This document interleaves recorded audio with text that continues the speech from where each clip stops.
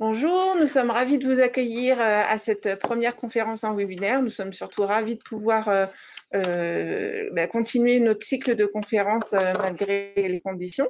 Et cette proposition semble vous conduire parce que vous êtes assez nombreux à être avec nous.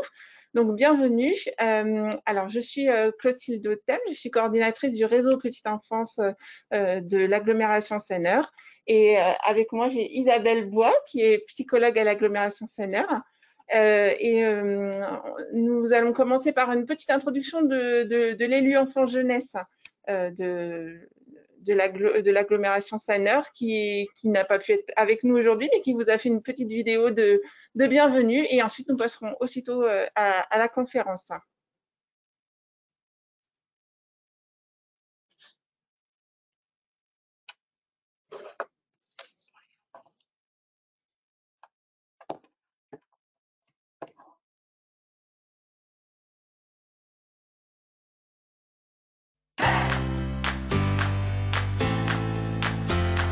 Je viens vous souhaiter la bienvenue pour cette nouvelle conférence sur le burn-out parental.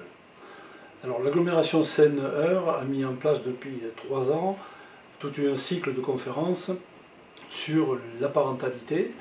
Donc un certain nombre sont passés les années précédentes. Il y a eu des conférences sur la bienveillance, des conférences sur le harcèlement à l'école, conférences sur d'autres sujets divers concernant la famille et les enfants. Aujourd'hui, vous aurez une conférence par une spécialiste qui concerne le burn-out parental, qui est un élément extrêmement important aujourd'hui. Difficulté pour les parents, avec les enfants, de vivre leur vie au quotidien.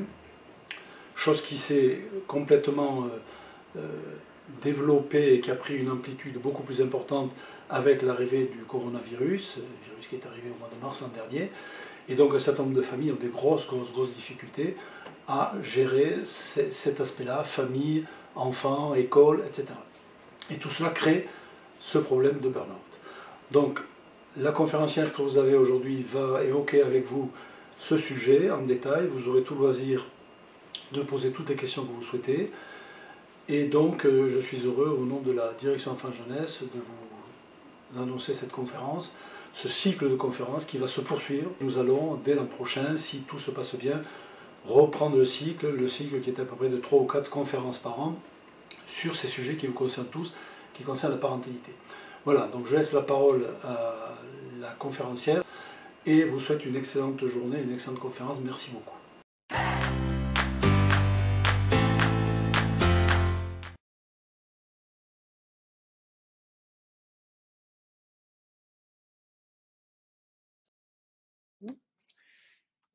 Alors, juste pour vous expliquer, vous avez la possibilité de poser des questions à travers un chat. Donc, sur votre écran, sur la droite, vous avez une petite pastille avec une bulle. Vous cliquez dessus et là, vous pouvez poser vos questions. Nous, on va reprendre, avec Isabelle, on va reprendre vos questions et Isabelle va poser à la fin, une fois que Isabelle Roscam aura fait sa présentation, elle posera les questions à votre place. Mais elle va faire ça très bien parce que Isabelle, elle connaît très bien le sujet, elle s'est formée au burn-out avec la conférencière et donc du coup, elle va pouvoir retranscrire vos questions. Donc la petite icône sur votre droite et n'hésitez pas à poser des questions. Voilà, nous vous souhaitons une très bonne conférence et on vous dit environ dans 1 heure, 50 minutes, 1 heure, on se redonne rendez-vous. Bonne conférence. Et puis à vous, Madame Roscam.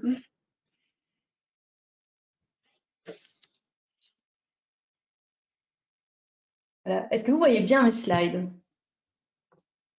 Oui. Oui? Oui, c'est bon. Ah, super. Voilà, bonjour d'abord à tout le monde et je remercie les organisateurs de m'avoir invité. C'est un plaisir pour moi de venir vous parler aujourd'hui du burn-out parental et on va s'intéresser à la question de savoir comment est-ce qu'on peut éviter ce burn-out et puis comment est-ce qu'on peut l'en sortir. Et on va d'abord évidemment introduire le sujet, essayer de comprendre ensemble qu'est-ce que c'est que le burn-out parental, de quoi est-ce qu'on parle et pourquoi est-ce qu'il est nécessaire de s'en soucier. Alors peut-être avant de démarrer, quelques mots sur qui je suis. Alors vous avez vu sur la première dia que j'ai pas mis que mon nom, j'ai mis aussi le nom de Moira Mikolajczak qui est ma binôme en fait sur tous ces projets de recherche. Alors, on est toutes les deux professeurs de psychologie à Louvain-la-Neuve, donc une université en Belgique, pas très très loin de Bruxelles.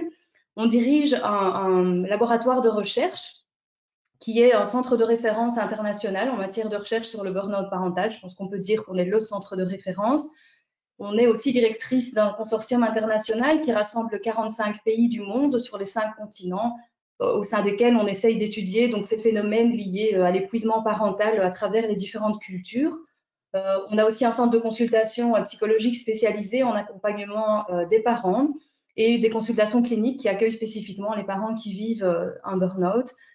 Ensemble, on a écrit plusieurs livres, je vous les montrerai à la fin de la présentation, sur la question du burn-out parental, des livres qui sont à la fois à la destination des parents et des professionnels, parce que Moira et moi, on a vraiment à cœur de ne pas rester dans notre tour d'ivoire et de faire en sorte que les résultats de nos recherches et de nos expériences cliniques puissent en fait profiter à la fois aux parents qui sont en souffrance et aux professionnels qui les accompagnent. Et puis peut-être plus que tout ça, certainement ma légitimité aujourd'hui, c'est que j'ai moi-même 5 enfants, donc je pratique la parentalité de manière intensive. Moira aussi a une petite fille et nos expériences de maman, évidemment, viennent nourrir tout ce dont on va parler aujourd'hui. Alors peut-être quelques mots d'introduction sur qu'est-ce que c'est que la parentalité et est-ce que la parentalité, c'est vraiment un long fleuve tranquille. Alors je vous invite à vous rappeler peut-être quand vous avez eu des enfants ou quand dans votre entourage, des personnes vous ont annoncé qu'ils attendaient. Alors je vais lâcher le mot un heureux événement, qu'ils attendaient famille, comme on dit. Eh bien, je vous invite à vous rappeler les cartes que vous avez été achetées pour leur envoyer ou les cartes que vous-même avez reçues lorsque vous avez eu vos enfants. Il y a de fortes chances que ces cartes, elles ressemblaient à quelque chose comme ça. On vous a dit bravo, c'est une bonne nouvelle. On vous a dit que beaucoup de bonheur vous attendait. On vous a dit que l'arrivée de ce petit bonhomme ou de cette petite fille allait vous combler de joie. On a associé des mots comme contentement, comme mille et un délices. Alors moi, j'ai eu des jumeaux, on m'a même dit que ça serait 2 fois plus de joie et de bonheur. Et on va même dire que cet amour, cette joie, ce bonheur sera intense. Parce qu'aujourd'hui, on vit dans une culture où la parentalité, elle est entourée d'émotions positives. C'est-à-dire que quand on devient parent, eh bien, c'est considéré comme un événement de la vie, une expérience de la vie qui est supposée vous apporter beaucoup de joie, beaucoup d'épanouissement, qui est quelque chose qui est censé, dans le cadre de votre développement à l'âge adulte, vous apporter beaucoup de bonnes choses. Et j'imagine qu'aucun d'entre vous n'aura jamais eu le culot d'envoyer à des amis une carte de ce type-là en leur souhaitant bon courage ou en leur disant « Écoute, je te sers une tasse de réconfort puisque tu deviens parent ». Ça ne se fait pas, voilà, parce que dans notre culture, eh bien, être parent, c'est forcément quelque chose qui est à la base entouré d'émotions positives. Et avant d'aller plus loin, je voudrais vous montrer une petite vidéo. Elle est en anglais, mais elle est sous-titrée, qui permet de remettre un peu les choses à leur place et de montrer qu'être parent, en fait, c'est un travail exigeant dont on ne peut jamais démissionner et certainement pas que du bonheur. Alors, je vais demander donc à mes collaborateurs de lancer cette petite vidéo.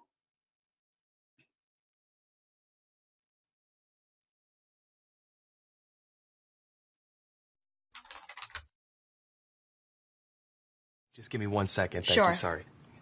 Uh-huh. Hey. Hi. 2 minutes. Thank you.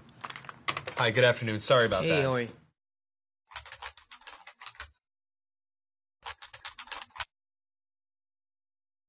Hi, nice to meet you. Nice to meet you as well. Have you ever done one of these interviews over the camera before? No. Well, let me tell you a little bit about the job to get started with.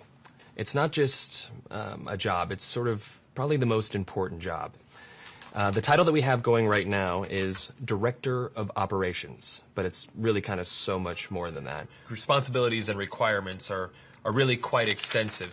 First category for the requirements would be mobility. This job requires that you must be able to work standing up most or really all of the time, constantly on your feet, constantly bending over, constantly exerting yourself, a high level of stamina.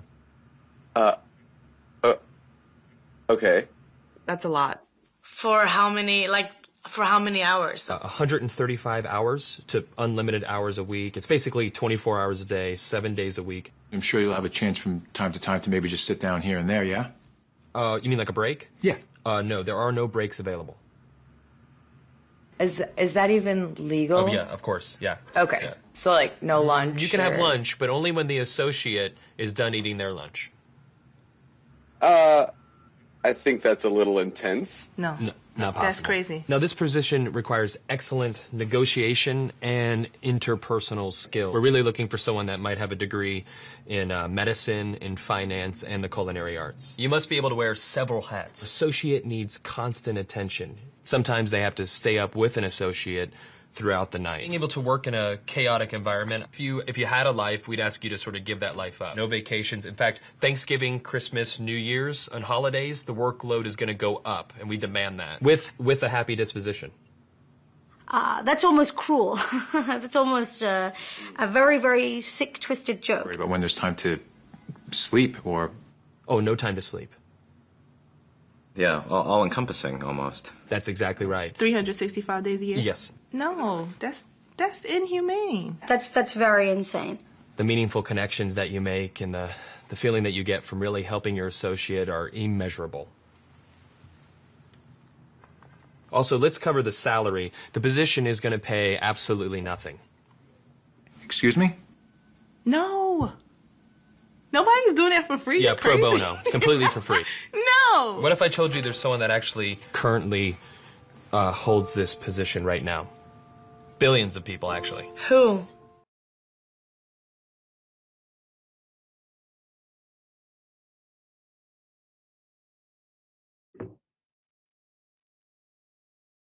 Ok, vous m'entendez? Je suppose, hein, sinon pressing. Ok, donc on a demandé qui en fait fait déjà ce job. Et bien sûr, qui fait déjà ce job? C'est les mères, c'est les pères, c'est les parents. Et vous avez vu au cours de cette petite vidéo, alors qui met les choses un peu sous une forme humoristique, mais qu'être parent, c'est pas que du bonheur, c'est aussi beaucoup de préoccupations, beaucoup de responsabilités et beaucoup de choses à faire, beaucoup de compétences à déployer. Alors vous allez me dire, ok, mais être parent, c'est pas nouveau, hein, parce que la parentalité, en fait, c'est un peu le fondement de notre espèce. Et si vous êtes là et moi aussi, c'est parce que depuis la nuit des temps, les adultes ont des enfants et que notre espèce se reproduit. Alors, qu'est-ce qui fait qu'aujourd'hui, au XXIe siècle, on parle beaucoup de la parentalité? Pourquoi est-ce qu'on organise des cycles de conférences? Pourquoi est-ce que la notion de burn-out parental, en fait, est aujourd'hui sur toutes les lèvres?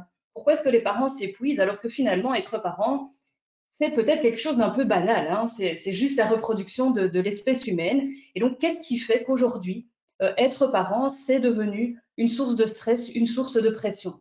Alors, je vais vous proposer quelques pistes d'explication qui ne sont pas exhaustives, mais qui, j'imagine, vont vous parler. Alors, la première, c'est que au cours de la deuxième moitié du XXe siècle, il y a une évolution très importante des rôles de genre. Alors, les rôles de genre, c'est quoi? Ça veut dire qu'est-ce qu'être un homme, une femme dans la société d'aujourd'hui en particulier, qu'est-ce qu'être un père, qu'est-ce qu'être une mère dans la société d'aujourd'hui. Alors que jusque-là, en fait, les rôles étaient assez traditionnels, on savait ce dont les mères devaient s'occuper, ce dont les pères devaient s'occuper. Eh bien, avec la révolution de mai 68, avec la montée du féminisme, eh bien, on a revu les rôles de genre et donc les femmes ont investi le marché du travail. Elles ont maintenant à gérer non pas seulement une carrière domestique, mais aussi une carrière sur le champ du travail. Alors, cette évolution ne va pas concerner évidemment que les femmes. On connaît bien tous les travaux qui ont été faits sur la double journée des femmes, qui va considérablement changer en fait la donne, le temps et l'énergie qu'elles ont à consacrer à leur famille, les attentes qui pèsent sur elles aussi.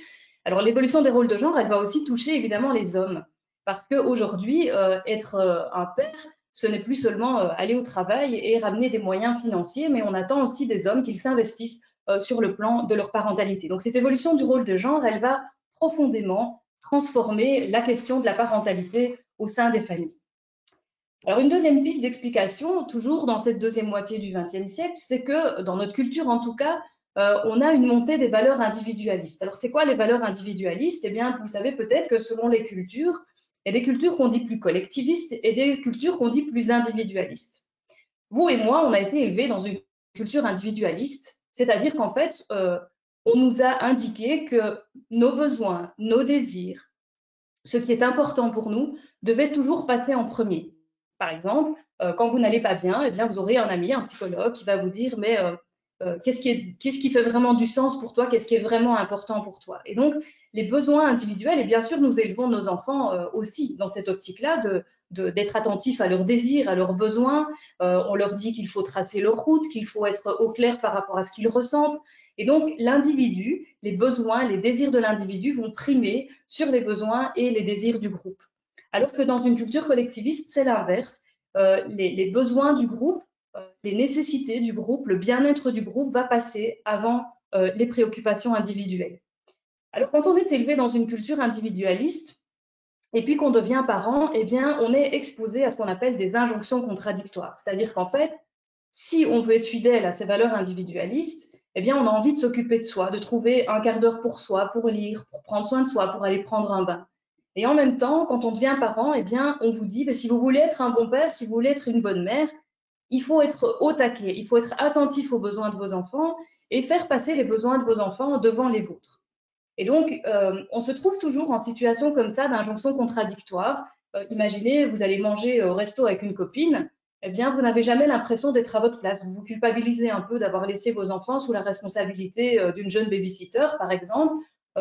Mais à la fois, quand vous êtes tout le temps avec vos enfants, vous avez l'impression de vous sacrifier. Et bon nombre de parents arrivent à nos consultations en disant qu'ils sont frustrés de ne jamais trouver un quart d'heure pour eux. Alors, je me suis souvent inscrite dans des blogs, dans des petits sites de discussion parce que j'aime bien voir de quoi discutent les parents, et je m'étais notamment inscrite sur un site, un forum de discussion où des parents discutent de la garde alternée, et un père avait posté ce message que je trouvais fabuleux, où il disait: la garde alternée, c'est la parentalité du 21e siècle, parce que une semaine, tu es à fond sur tes besoins, sur ton travail, tes loisirs, et puis l'autre semaine, tu t'occupes de tes enfants, et ça, c'est l'équilibre parfait. Eh bien, ça montre à quel point ces valeurs individualistes dans lesquelles on a été profondément ancré, eh bien, rendent l'exercice de la parentalité plus complexe. Parce que, bien entendu, une mère au Cameroun qui est élevée dans une culture qui est beaucoup plus collectiviste, eh bien, vous pouvez me croire, elle ne se pose jamais la question de savoir est-ce qu'elle va trouver un quart d'heure pour elle, parce que pour elle, c'est évident que les besoins de sa famille, les besoins de ses enfants doivent passer avant, et donc elle ne ressent pas cette forme de frustration. Troisième piste d'explication, c'est les progrès technologiques, les progrès technomédicaux qu'on va faire dans la deuxième moitié du XXe siècle, et en particulier les progrès qui vont être faits dans le domaine de la contraception. Vous allez me dire, en quoi est-ce que ça transforme la parentalité? Eh bien, jusqu'à ce qu'on dispose de cette contraception, eh bien, quand on avait les enfants qu'on avait, le nombre qu'on avait, et quand on avait une famille nombreuse, parfois on pouvait être plein, parce que les gens disaient, oh là là, la pauvre, elle est de nouveau enceinte. Aujourd'hui, on a le concept de l'enfant choisi. C'est-à-dire que si vous avez 3, 4, 5 enfants, comme c'est mon cas, eh bien, personne ne va vous plaindre, parce que le fait de disposer de ces moyens-là, eh bien, vous donne la possibilité de choisir combien d'enfants vous voulez, à quel âge vous voulez avoir vos enfants, quel est l'espace-temps que vous voulez entre chaque grossesse. Et donc, vous allez quelque part planifier le désir d'enfant. Donc, c'est ce concept de l'enfant choisi qui va fondamentalement changer la donne, parce que dès le moment où on choisit d'avoir des enfants et que les enfants ne vous tombent pas dessus parce que vous êtes en couple et parce que le devoir conjugal s'impose, mais parce que c'est vraiment un choix de vie, eh bien, il y a toute cette notion que les choses qu'on choisit, en fait, après, on doit les assumer. Et donc, aujourd'hui, les gens qui ont des enfants, eh bien, ne sont pas autorisés, entre guillemets, à s'en plaindre. Et c'est encore plus le cas pour les gens qui ont parfois vécu de longs processus de procréation médicalement assistée. Donc, des personnes qui avaient ce désir d'enfant très fort et qui ont subi beaucoup de traitements pour finalement réussir à avoir ces enfants. Et ça nous est arrivé en consultation d'avoir ces parents disant, eh bien, tout mon entourage m'a entendu pendant des mois, des années, être triste, rouspéter parce que je n'avais pas d'enfants, et aujourd'hui qu'ils sont là, qui comprendrait que je vais m'en plaindre et que ces enfants m'épuisent? Alors, le quatrième élément qui explique pourquoi être parent aujourd'hui n'a plus rien à voir avec ce que c'était au siècle passé et dans les siècles passés, c'est l'évolution, bien entendu, du statut de l'enfant. Alors, il faut se rappeler que le statut de l'enfant, il a beaucoup, beaucoup évolué. Alors, jusqu'à la fin du 19e siècle, on va dire même jusqu'à la moitié du 20e, le statut de l'enfant, c'est un statut d'enfant qui est méconnu. Alors, entre les deux photos que vous voyez là, eh bien, il s'est passé 100 ans. Et 100 ans, à l'échelle de l'histoire, c'est vraiment pas grand-chose. Donc à gauche, vous avez une photo avec des petites hiercheuses. Donc c'était ces petites filles, très jeunes, hein, sous l'âge de 12 ans, qu'on envoyait sous terre pendant des heures et des heures. Là, c'est dans la région de Liège, dans un charbonnage. Et il faut attendre en France, hein, puisque j'ai été voir dans votre législation, il faut attendre en France la fin du 19e siècle pour qu'une loi interdise de faire descendre dans les mines des enfants de moins de 12 ans, plus de 12 heures par jour. Donc vous imaginez qu'il y a une bonne centaine d'années, on commence seulement à interdire le travail des enfants de moins de 12 ans, plus que 12 heures sous terre. 100 ans après, beaucoup de parents que je connais rouspètent quand les enfants ont un peu trop de devoirs en rentrant de l'école.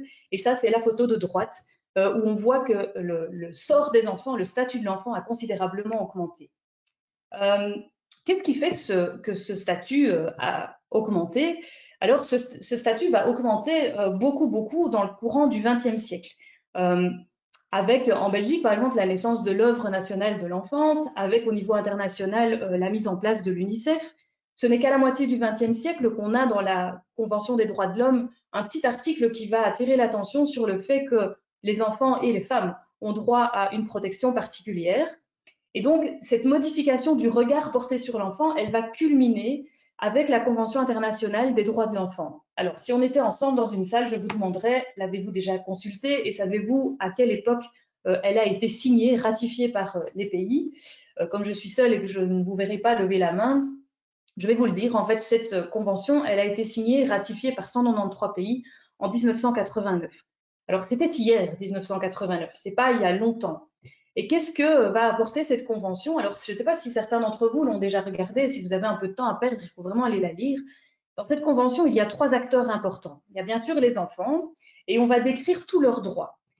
Et ces enfants, ils ont droit à la parole, ils ont droit à faire des choix pour leur propre vie, ils ont droit, par exemple, de choisir leur religion, ils ont droit à toute une série de choses. Et donc, ça devient des êtres pleins d'autodétermination à l'égard desquels on doit exercer une fonction de protection. Et ce temps où les parents pouvaient imposer de l'extérieur, par exemple, que l'enfant reprenne la ferme familiale, c'est terminé. Parce que le parent, il n'est plus celui qui va imposer des choses à l'enfant, parce que l'enfant, il est un sujet de droit et qu'il a le droit de choisir pour lui-même, pour sa propre vie, ses convictions, sa route, ses choix, son tracé de vie. Alors, dans la Déclaration des droits de l'enfant, on y trouve bien sûr les droits de l'enfant, mais on y trouve aussi tous les devoirs des parents. C'est-à-dire que les parents vont être, alors je vais utiliser un mot un peu provocateur, mais ils vont être instrumentalisés pour le bien-être de l'enfant. Alors, l'expression phare qu'on utilise dans cette déclaration, c'est l'intérêt supérieur de l'enfant. On attire l'attention sur le fait que les parents doivent mettre tout en œuvre pour que l'enfant puisse de fait exercer ses droits et s'épanouir dans toute la mesure de ses possibilités. Et donc, ça va profondément transformer le job de parent, qui n'est plus seulement d'élever les enfants avec du bon sens, comme on croit, en imposant des choses à l'enfant, en le contraignant à faire des choses, mais au contraire, on devient des parents au bénéfice, au service de l'intérêt supérieur de l'enfant, ce qui va renverser un tout petit peu le jeu de pouvoir au sein des familles. Et dans cette déclaration, il y a un 3e acteur qui est très important, c'est l'État partie, c'est-à-dire en fait tous les pays qui ont ratifié cette convention. En ratifiant la convention, un pays s'engage à quoi? Eh bien, il va s'engager à 2 choses. D'abord, parce qu'on se rend compte que les devoirs des parents sont compliqués, hein, ils sont listés dans cette convention, et donc les États vont s'engager à mettre en place des services qui vont venir soutenir les parents. Alors très concrètement, c'est leur verser des allocations pour les aider à élever leurs enfants, c'est donner des subsides pour que des crèches, des milieux de garde s'occupent de leurs enfants pendant qu'ils vont travailler, c'est subsidier des associations qui vont soutenir la parentalité, les familles, etc. Mais l'État va aussi s'engager à faire autre chose. Il va s'engager en fait à surveiller que l'intérêt supérieur de l'enfant soit toujours respecté. Et donc, vont se mettre en place des mécanismes de régulation pour que les familles, les parents qui ne font pas bien leur job, c'est-à-dire qui n'agissent pas dans l'intérêt supérieur de l'enfant, soient rappelés à l'ordre, voire sanctionnés. Ce qui peut aller jusqu'au retrait de l'enfant de sa famille. Hein, ce sont tous les services de protection de l'enfance qui vont intervenir dans les familles contre le gré des parents pour venir éventuellement retirer l'enfant de la garde de ses parents quand ils n'agissent pas dans l'intérêt supérieur de l'enfant. Alors, on est loin du règne du pater familias où on réglait sous son toit les choses comme on voulait. Ici, il y a une forme de monitoring de l'État, de surveillance de l'État et bien sûr, alors c'est une excellente chose pour protéger les enfants de la maltraitance, mais c'est aussi un monitoring qui va toucher tous les parents. Par exemple, si votre enfant est tombé dans l'escalier la veille d'aller à une visite médicale avec l'école, eh bien, vous ne serez pas tout à fait tranquille parce qu'il y a de fortes chances que un mécanisme de régulation et de surveillance et d'intérêt, en fait, de voir ce qui s'est passé pour votre enfant, même si vous n'êtes pas un parent maltraitant, va se mettre en place. Et je dis toujours que si vous voulez éprouver un jour ce que fait ce monitoring, il suffit, en tout cas en Belgique, c'est le cas, d'envoyer pendant une semaine votre enfant avec une tartine pleine de choco tous les jours à l'école et vous verrez que ce monitoring social, même pour des aspects, on dira, moins fondamentaux liés à l'alimentation, vont également faire l'objet d'un monitoring. Et ce monitoring, bien sûr, il va agir comme une forme de pression qui est inédite, qui n'a jamais existé auparavant dans l'histoire. Donc, on est passé en fait d'un statut de l'enfant qui faisait l'objet de beaucoup d'indifférence, de méconnaissance. On ne savait pas grand-chose à propos des enfants. Une historienne a attiré notre attention sur le fait que dans les peintures au Moyen-Âge, par exemple, eh bien, à la Renaissance, les enfants sont souvent représentés à hauteur des animaux, à hauteur du sol, parce que ces enfants ne bénéficient pas d'un grand intérêt et d'une grande reconnaissance de la part des adultes. Et puis, on est passé à un modèle où l'enfant devait être mis sous protection, devait assurer sa survie. Ça, c'est le début du XXe siècle. Et puis là, aujourd'hui, on est vraiment dans un modèle où le but du jeu, c'est plus simplement d'assurer la survie et la protection de l'enfant, mais c'est d'optimiser son développement, qu'il soit émotionnel, intellectuel, physique, etc. Alors, le cinquième élément dont j'ai envie de vous parler, c'est évidemment que dans la deuxième moitié du XXe siècle, il y a aussi le développement des sciences psychologiques et de l'éducation des enfants, où on va faire beaucoup de progrès sur la connaissance des enfants. On va notamment travailler sur ces études sur l'attachement, par exemple, qui vont montrer à quel point un enfant a besoin de soins affectifs, a besoin d'être entouré, quel rôle particulier jouent les parents dans l'éducation des enfants, dans son devenir, qui vont souligner en fait toute la responsabilité que les parents ont dans l'épanouissement et dans l'optimisation du développement de l'enfant, qui va aussi bien sûr attirer beaucoup d'attention sur le job de ce que c'est qu'être finalement un bon parent. Alors vous allez me dire, ok, tout ça c'est bien joli, mais les parents, vous dites qu'ils sont sous pression, mais probablement ils n'ont jamais été lire cette déclaration des droits de l'enfant et ils n'ont pas non plus été lire les travaux en psychologie, ils n'ont absolument aucune maîtrise de ces matières et néanmoins cette pression, vous êtes d'accord avec moi qu'ils la ressentent. Alors comment ça s'est produit? Eh bien, l'État et les psys se sont unis pour que le message passe, et une façon de faire passer le message de qu'est-ce que c'est qu'être un bon père, qu'est-ce que c'est qu'être une bonne mère, c'est par exemple les campagnes d'affichage, notamment sur l'interdiction par exemple de la fessée ou déconseil de la fessée dans beaucoup de pays européens, certains ont déjà légiféré, où on va progressivement faire entrer cette idée que les enfants méritent une éducation non violente. Et donc, on sort progressivement à la génération précédente de quelque chose qui semblait adéquat, normal, de donner de temps en temps une fessée, à aujourd'hui, on n'oserait plus lever la main sur un enfant. Donc, il va y avoir des campagnes d'affichage qui vont sensibiliser les parents à la norme, en fait, à qu'est-ce que c'est qu'être un bon père, une bonne mère aujourd'hui, au XXIe siècle. Des campagnes d'affichage qui vont toucher toute une série de choses dans le développement de l'enfant. Ici, vous voyez par exemple une campagne belge sur le fait qu'on attire l'attention des parents sur les dangers des écrans. Et donc, qu'est-ce qu'on leur dit à travers ces campagnes? On leur dit, si vous voulez être un bon parent, il ne faut pas mettre votre enfant devant des écrans pendant des heures, il ne faut pas le mettre du tout devant des écrans avant 3 ans, il faut... plus tard, si vous le mettez devant des écrans, il faut le faire d'une certaine façon, il faut choisir tel type d'émission, il faut limiter le temps, il faut être présent à côté de l'enfant, etc. Donc, si vous voulez faire un bon parent, voilà la façon dont vous devez agir.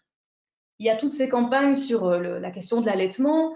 Si vous voulez être un bon parent, eh bien, il faut allaiter. Si vous voulez être une bonne mère, il faut allaiter. Et vous verrez que sur ces campagnes, c'est pas seulement... non seulement vous allez allaiter, mais vous allez le faire avec le sourire. Hein. Vous ne verrez jamais sur ces campagnes le fait qu'on reconnaisse que l'allaitement, pour certaines femmes, en fait, c'est pas une source d'épanouissement, c'est parfois une source de douleur, de beaucoup de stress. Mais l'allaitement est quelque chose qui est presque une injonction, quoi, quelque chose qui doit être présent pour être une bonne mère. Et puis, on va aussi vous donner des campagnes comme celle-ci à droite, campagne canadienne, où on va insister sur le fait que si vous voulez vraiment être une bonne mère, alors ne le faites pas qu'avec votre nouveau-né, mais allaitez le plus longtemps possible. Et ici, comme vous voyez à droite, c'est un enfant qui a déjà, à mon avis, pas loin de 2 ans. Alors, au-delà des campagnes d'affichage, on a aussi eh bien, tous ces petits flyers, tous ces petits journaux, toutes ces petites publications qui sont destinées aux parents. Ici, je vous en ai choisi une qui est une publication belge du Ligueur, qui est en fait un petit journal qui est envoyé par la Ligue des familles. Alors, beaucoup de familles belges sont abonnées à cette Ligue des familles. On y trouve plein de choses intéressantes et cet article qui parlait de l'accueil extrascolaire, donc de l'importance en fait de mettre ces enfants dans des structures qui les éveillent au sport, les éveillent au fait de rencontrer d'autres enfants, de faire des activités extrascolaires, etc. Eh bien, dans l'article, on va soutenir à quel point toutes ces activités extrascolaires, elles vont être favorables au développement, à l'optimisation du développement intellectuel, cognitif, émotionnel, social, intellectuel, moteur, etc. de l'enfant. Et pourquoi j'ai entouré quelque chose, c'est parce que typiquement dans cet article, on va rappeler aux parents qu'il est même écrit dans la Convention des droits de l'enfant que c'est un droit, en fait, le droit au loisir, et que c'est un droit qui est aussi essentiel que les autres. Et j'ai entouré ça parce que c'est vraiment là qu'on sent toute la pression, puisque bien sûr, quand on a terminé de lire cet article, eh bien, on se dit, OK, mais qu'est-ce que j'ai moi comme légitimité en tant que mère de refuser, par exemple, que mon enfant aille faire du foot, ou de refuser qu'il choisisse le violon, ou de refuser qu'il ait 3 activités extrascolaires par semaine. On a presque l'impression d'être un parent castrateur quand on n'accède pas en fait aux droits de l'enfant qu'on nous rappelle ici notamment dans l'article. Alors j'ai pris un exemple aussi tout récent, quelque chose qui vous concerne, qui est une campagne en France, sur la campagne des 1000 jours, et qui est aussi une façon de faire passer toutes ces idées, toute cette pression autour des parents. Alors le fond de cette campagne est excellent, évidemment, d'entourer les familles sur l'importance des 1000 premiers jours, mais quand on lit un titre comme Enfance, tout se joue dans les 1000 premiers jours, eh bien, on sent toute la pression aussi qui peut peser sur des jeunes parents qui lisent à travers ça qu'on n'a vraiment pas le droit, en fait, de se louper avec son jeune enfant parce qu'on a l'impression que si on commet des erreurs, que s'il y a des choses qu'on ne fait pas bien, que si on n'est pas entouré par des professionnels, on va forcément échouer dans sa mission de parent et qu'on va condamner son enfant à avoir des problèmes toute sa vie. Parce qu'on va vous dire, en fait, un enfant qui a vécu des choses pas chouettes quand il est petit, eh bien, il va moins bien réussir à l'école, il va avoir plus de difficultés de se faire des amis. Quand il aura lui-même des enfants, il va reproduire des difficultés d'attachement, des difficultés d'éducation, etc. Et donc, ça met beaucoup de pression, évidemment, de se dire qu'on est obligé d'être entouré par des professionnels pour ne pas se rater, en fait, en tant que parent. Et donc, il y a plein de bonnes intentions derrière, évidemment, ces campagnes d'affichage, derrière ces programmes qui sont mis en place et beaucoup d'énergie par des gens qui sont très compétents, que je connais bien par ailleurs, mais qui vont contribuer, en fait, chez un certain nombre de parents à exercer une pression importante. Alors, au-delà de tous ces trucs bien sérieux, il y a aussi les campagnes publicitaires, évidemment, qui vont ajouter cette pression. Et j'aime bien montrer celle-ci, par exemple, où je vous défie de trouver une pub pour Pampers, c'est l'ange, où vous ne verrez pas une mère épanouie. Et donc, c'est faire aussi passer le message que quand on est parent, c'est forcément toujours une expérience épanouissante, même quand on est en train de changer des langes avec du caca. Alors, je vais vous proposer un petit jeu. Je ne suis pas dans vos maisons, mais je vous demande de jouer le jeu. Je vais vous montrer une petite vidéo et on va la passer 2 fois. La première fois, vous allez en fait juste écouter la bande son. Donc, je vais vous demander à tous de fermer les yeux et juste de vous concentrer sur la bande son de la publicité et ensuite, on la repassera une seconde fois et vous pourrez regarder les images. Voilà, je vais demander à mes collaborateurs de lancer la vidéo et je vais vous demander à vous qui êtes à la maison de bien fermer les yeux.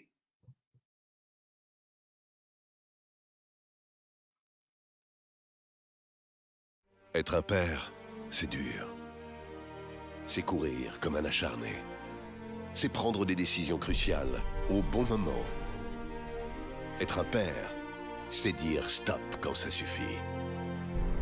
C'est mouiller sa chemise si nécessaire. Aller de l'avant, malgré les obstacles. C'est courir encore et encore. Et savoir se faire obéir quand il le faut. Oh oui, être un bon père, c'est aussi difficile que ça. Sans oublier le sens du partage.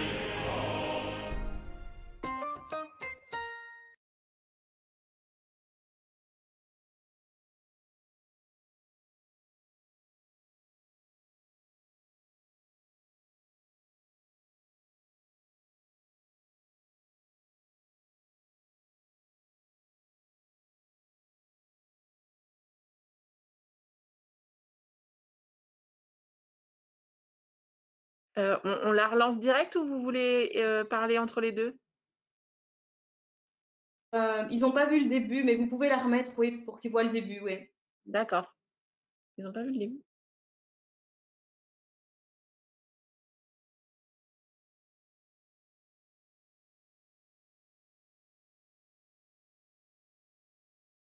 Isabelle, on ne vous voit pas à l'écran en fait, c'est un petit peu dommage. Vous pouvez activer votre caméra?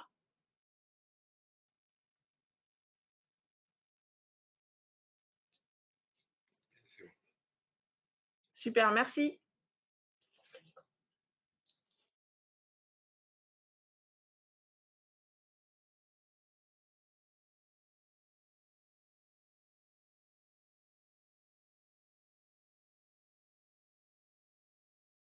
Être un père, c'est dur. C'est courir comme un acharné. C'est prendre des décisions cruciales au bon moment. Être un père, c'est dire stop quand ça suffit. C'est mouiller sa chemise si nécessaire. Aller de l'avant, malgré les obstacles. C'est courir encore et encore. Et savoir se faire obéir quand il le faut. Oh oui, être un bon père, c'est aussi difficile que ça. Sans oublier le sens du partage.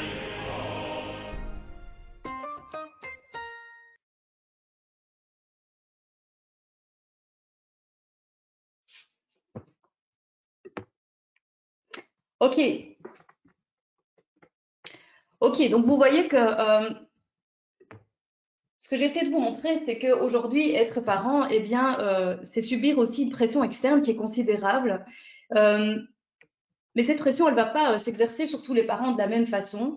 Par exemple, on peut être plus ou moins sensible à cette pression sociale en fonction de son histoire de vie. On peut, par exemple, avoir envie de compenser parce qu'on a eu soi-même des parents qui, de notre point de vue, en tout cas, n'ont pas fait exactement les choses comme on aurait voulu et donc se promettre de ne pas reproduire les mêmes erreurs. Et parfois aussi, c'est une question de personnalité. Si on est quelqu'un de très perfectionniste, on va être beaucoup plus sensible à ces pressions externes. Et quand on y est sensible, eh bien malheureusement, cette pression, elle peut se transformer en burn-out. Et donc, on va essayer de comprendre comment, de cette pression qui est ressentie, on peut en arriver à s'épuiser. Alors, la notion de burn-out, vous savez, elle est apparue d'abord dans le champ professionnel. Et la première fois dont on en a parlé, c'était dans les années 70. C'était un psychiatre du nom de Freudenberger qui travaillait dans un centre pour toxicomanes avec des bénévoles et qui va remarquer que ces bénévoles ils s'épuisent en fait, ils sont comme brûlés de l'intérieur et donc il va utiliser ce terme de burn-out qui en anglais désigne donc cette bougie en fait qui après avoir brûlé de longues heures finit par s'éteindre, par se consumer.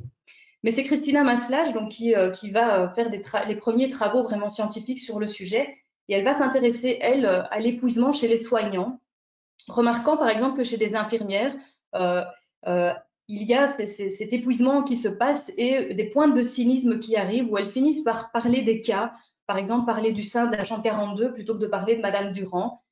Donc ce cynisme qui va beaucoup l'interpeller. Et autant Freudenberger dira, puisqu'il travaille avec des bénévoles, que pour lui le burn-out c'était la maladie des battants, de l'idéaliste hyper investi. Et Maslach dira que c'était la maladie de ceux qui prennent trop à cœur leur métier d'aider et de prendre soin des autres. Et si vous faites attention à ces deux aspects, eh bien j'ai envie de dire que ça nous parle des parents, parce que les parents sont souvent des battants, hyper idéalistes par rapport à leurs enfants et qui prennent très à cœur leur métier de parents et l'envie de prendre soin de leurs enfants. Alors Maslach, elle va décrire dans le burn-out professionnel 3 grands symptômes, la notion d'épuisement, donc de ne plus en pouvoir, cette notion de dépersonnalisation, ce cynisme qu'on peut ressentir à l'égard des personnes dont on s'occupe, et une perte d'efficacité professionnelle, puisqu'elle dira ces gens qui se sentent épuisés, qui deviennent cyniques, ils finissent par ne plus du tout bien faire leur travail. Alors, le terme de burn-out, quand est-ce qu'il est arrivé dans le champ de la parentalité? Eh bien, en fait, la première fois qu'on va l'employer, c'est dans les années 80. Il y a une Américaine qui s'appelle Landstrom qui va écrire Burn-out d'une mère chrétienne. Alors, on n'a jamais réussi à mettre la main sur le livre, il est épuisé. Je n'ai pas eu accès, mais après, ça va être employé en 1983 par 2 chercheurs américains qui travaillent par ailleurs sur le burn-out professionnel et qui vont faire un parallèle avec, alors c'est intéressant parce que c'est 2 hommes, et ils vont faire un parallèle avec ce qui pourrait se produire dans le champ de la famille. Et puis, il y a une première étude, PELSMA, qui va travailler sur une bonne centaine de mères au foyer. Et puis, plus rien. C'est-à-dire que dans les années 80, on a ce terme qui est amené dans le champ de la parentalité, mais personne ne va rien en faire. Et si vous m'avez bien suivi, il y a une raison très simple pour laquelle personne ne va se saisir du sujet à ce moment-là, c'est simplement que les évolutions que j'ai soulignées en démarrant, et notamment l'évolution de ce statut de l'enfant qui va culminer en 89, eh bien, c'est pas mûr. Et donc, il n'y a pas suffisamment encore de gens qui vivent cette situation en famille pour que ça devienne une préoccupation sociale et pour que des chercheurs, des professionnels s'en saisissent. Il va falloir attendre les années 2007 pour qu'une équipe de chercheurs en Suède reprenne cette expression de burn-out parental, mais ils vont l'étudier auprès de parents qui ont des enfants gravement malades. Alors, des enfants qui ont subi des transplantations cellules souches, des enfants qui ont des tumeurs très lourdes. Et ça va laisser penser que pour être en burn-out, en fait, il faut vivre des situations extrêmes. Et ça va rester 3 études qui vont rester relativement limitées. Et puis alors, il y a 2 ouvrages qui vont assez bien fonctionner, qui est un ouvrage de Guerrito. Alors Guerrito, elle travaillait en entreprise, elle est docteure en psychologie de l'Université d'Atlanta, mais elle va elle-même vivre un burn-out et en fait va raconter son épuisement à travers le cadre théorique qu'elle connaît, qui est celui du burn-out professionnel. Et puis Liliane Holstein, qui est une clinicienne parisienne, toujours en activité d'ailleurs, et qui va écrire un ouvrage sur la question du burn-out parental. Et puis nous, on va revenir à cette notion en 2017, en constatant notamment que dans notre centre de consultation, il y a une évolution des consultations. En se disant, eh bien, ça fait des années que les parents viennent nous voir en nous disant, eh bien, moi, je suis inquiet pour un de mes enfants qui ne va pas bien, qui est difficile, qui a des problèmes à l'école, qui ne régule pas bien ses émotions. Et là, tout à coup, on a de plus en plus de demandes qui viennent de parents qui nous disent, mais mes enfants, à moi, ils vont très bien, mais moi, en tant que parent, je suis en souffrance. Et cette souffrance, en fait, on s'est d'abord demandé est-ce qu'elle ressemble à ce qu'on trouve dans le burn-out professionnel, et la réponse est en partie oui, en partie non. Alors en partie oui, parce qu'on va retrouver par exemple cette notion d'épuisement, qui est vraiment le premier signe qui va se manifester. C'est un épuisement qui est à la fois émotionnel et physique, avec des parents qui, rien qu'à l'idée qu'ils vont devoir s'occuper de leurs enfants pendant toute une journée, eh bien, se sentent incapables de sortir de leur lit et se sentent comme vidés, avec zéro énergie. Alors dans le burn-out parental, on ne va pas trouver la notion de cynisme, ni de dépersonnalisation, mais on va trouver une notion qui est celle de distanciation émotionnelle. À être tellement fatigués à s'occuper de leurs enfants, les parents vont fonctionner avec le strict minimum, c'est-à-dire qu'ils vont continuer de leur donner à manger, de les conduire à l'école, mais ils vont se distancier émotionnellement de leurs enfants. Et donc, ça va apparaître comme une parentalité un petit peu froide. On n'a plus l'énergie pour se connecter émotionnellement aux enfants, s'intéresser à ce qu'ils vivent. Et donc, on va être comme en pilotage automatique. Et un troisième symptôme qui va être la perte de plaisir dans la parentalité, c'est-à-dire que tout a l'air coûteux. Les parents disent qu'ils sont saturés, qu'ils n'en peuvent plus de leur rôle parental et tout devient extrêmement pénible. On n'a plus de plaisir à faire un jeu, on n'a plus de plaisir à donner le bain, on n'a plus de plaisir à interagir, à discuter avec l'enfant. On est comme presque tout le temps dans un phénomène de saturation. Et ces différents symptômes vont contraster avec le parent tel qu'il était avant. Ça, c'est vraiment très important parce qu'il ne s'agit pas d'utiliser ce terme de burn-out à tout va pour expliquer, par exemple, la situation de parents qui ne se seraient jamais investis. En fait, pour être en burn-out, c'est vrai aussi dans le champ professionnel, il faut y avoir cru. Il faut s'être beaucoup investi. On ne sera jamais en burn-out professionnel si on n'en a rien à faire de son travail. Et c'est vrai aussi dans la parentalité, les gens qui tombent en burn-out, c'est souvent des parents qui se sont vraiment beaucoup investis auprès de leurs enfants, qui ont vraiment essayé de tout donner et qui un jour s'effondrent. Et cet effondrement va marquer un contraste entre le parent tel qu'il était avant et le parent tel qu'il est aujourd'hui. Contraste qui va être bien repéré par le conjoint et souvent aussi bien repéré par les enfants. Alors, je vous livre un témoignage, le témoignage d'Elisabeth, maman de 2 enfants, qui dit « J'étais épuisée, j'étais juste incapable de répondre aux demandes et aux sollicitations de mon aîné. Je pleurais de fatigue, j'étais juste épuisée. Je me réveillais avec zéro énergie et le moindre petit truc du quotidien était hyper difficile. Rien que d'imaginer ce qu'on allait manger le soir, c'était une montagne. La moindre chose à faire me demandait vraiment trop d'énergie et je n'en avais plus. Vraiment plus. J'étais juste en mode survie. » Et ce mode survie, typiquement dans le burn-out parental, il va être centré sur le rôle parental parce que ces parents vont vous dire que par ailleurs, dans leur boulot, ils ont de l'énergie. Si un ami les appelle pour aller manger au restaurant, ils ont de l'énergie. Donc, c'est vraiment focalisé sur le rôle parental. Et voilà un autre témoignage qui nous a aussi beaucoup bouleversé, c'est celui de Violette qui disait « c'est la saturation. Elles vont se chamailler, elles vont crier 500 000 fois « Maman, maman, maman, j'ai faim, maman, j'ai soif, je dois aller aux toilettes, je dois faire ci, je dois faire ça. » Ce ne sont que des gosses et leurs demandes sont légitimes, mais ce mot maman, je ne le supporte plus. La première fois que votre bébé vous dit maman, c'est le plus beau jour de votre vie. Et aujourd'hui, ce n'est plus un mot que je suis heureuse d'entendre, maman. C'est devenu un mot de torture. Alors, vous voyez à travers ces témoignages que les parents qui sont en souffrance, eh bien, c'est une souffrance qui va être très dévastatrice, très réelle. Alors, vous allez me dire, bon, peut-être que le burn-out parental, c'est juste un truc qu'on a dans la tête, c'est un truc subjectif, c'est un truc à la mode. Et c'est souvent quelque chose qui nous a été relayé par des journalistes avec qui on a beaucoup discuté. Et on s'est clairement posé la question de savoir, en fait, est-ce que le burn-out, c'est juste à un moment donné une espèce de ras-le-bol, comme on peut en avoir un peu ras-le-bol de tout? Est-ce que c'est pas un truc à la mode, hein, comme disent certains journalistes? Est-ce que c'est pas quelque chose de subjectif, de profondément subjectif? Alors, on s'est dit, allons voir un peu si on ne peut pas prendre une mesure objective de ce stress. Et peut-être que vous savez que le cortisol, qui est une hormone du stress que vous accumulez dans votre organisme, eh bien, il va s'accumuler dans le cuir chevelu. Et il va rester présent dans vos cheveux. Et donc, si on prélève à l'arrière de votre crâne une petite mèche de cheveux, comme vous voyez ici sur une image, eh bien, si je vais doser le cortisol dans les 3 cm qui sont proches de votre crâne, je vais en fait pouvoir doser la quantité de stress qui a été accumulée par votre organisme pendant les 3 derniers mois, puisque vos cheveux poussent d'1 centimètre par mois. Et donc, vous voyez ici qu'on prélève, donc ça c'est ma collègue Moira, qui est en train de prélever une mèche de cheveux chez une patiente, qu'on va ensuite envoyer dans un laboratoire où on va doser le cortisol capillaire. Et on a fait ça pour se dire, au fait, est-ce que chez les parents en burn-out, on voit que l'organisme accumule du stress de manière très, très objective. Et voici nos résultats. En fait, on a comparé les parents en burn-out avec des parents témoins. Et on se rend compte qu'en fait, la quantité de cortisol qui est présent dans l'organisme, elle est 2 fois plus élevée. Donc, quand on est un parent, vous voyez qu'en fait, on a déjà un taux de cortisol qui est plus grand que des étudiants sous stress. Par exemple, des étudiants en période d'examen. Et c'est normal, parce que quand on est parent, on est un peu tout le temps au taquet. C'est-à-dire qu'en fait, l'hormone du cortisol, c'est une hormone qui a une fonction, évidemment, dans l'organisme et qui vous prépare à agir quand il y a potentiellement un danger. Or, bien sûr, en tant que parent, on est là pour protéger nos enfants. Et donc, c'est normal qu'en tant que parent, on a toujours une petite dose de stress. Mais vous voyez que quand on est en burn-out, eh bien, la quantité de cortisol, elle est 2 fois plus élevée dans l'organisme. Et ce n'est pas sans conséquence, évidemment, pour l'organisme. Si on regarde même un peu plus loin, eh bien, on voit que ce taux de cortisol, il est même plus élevé chez les parents en burn-out que chez des patients qui souffrent de douleurs chroniques sévères et chez des patients qui sont victimes de violences conjugales. Donc, vous voyez que la quantité de cortisol, pour vous donner une idée, eh bien, elle est vraiment très, très importante chez les parents qui souffrent de burn-out. Alors, est-ce que cette réalité de burn-out parental, elle concerne beaucoup de parents? Alors, voici une carte du monde, hein, puisque je vous ai dit qu'on dirigeait un consortium international et qu'on a pu estimer donc, la prévalence du burn-out parental dans différentes régions du monde.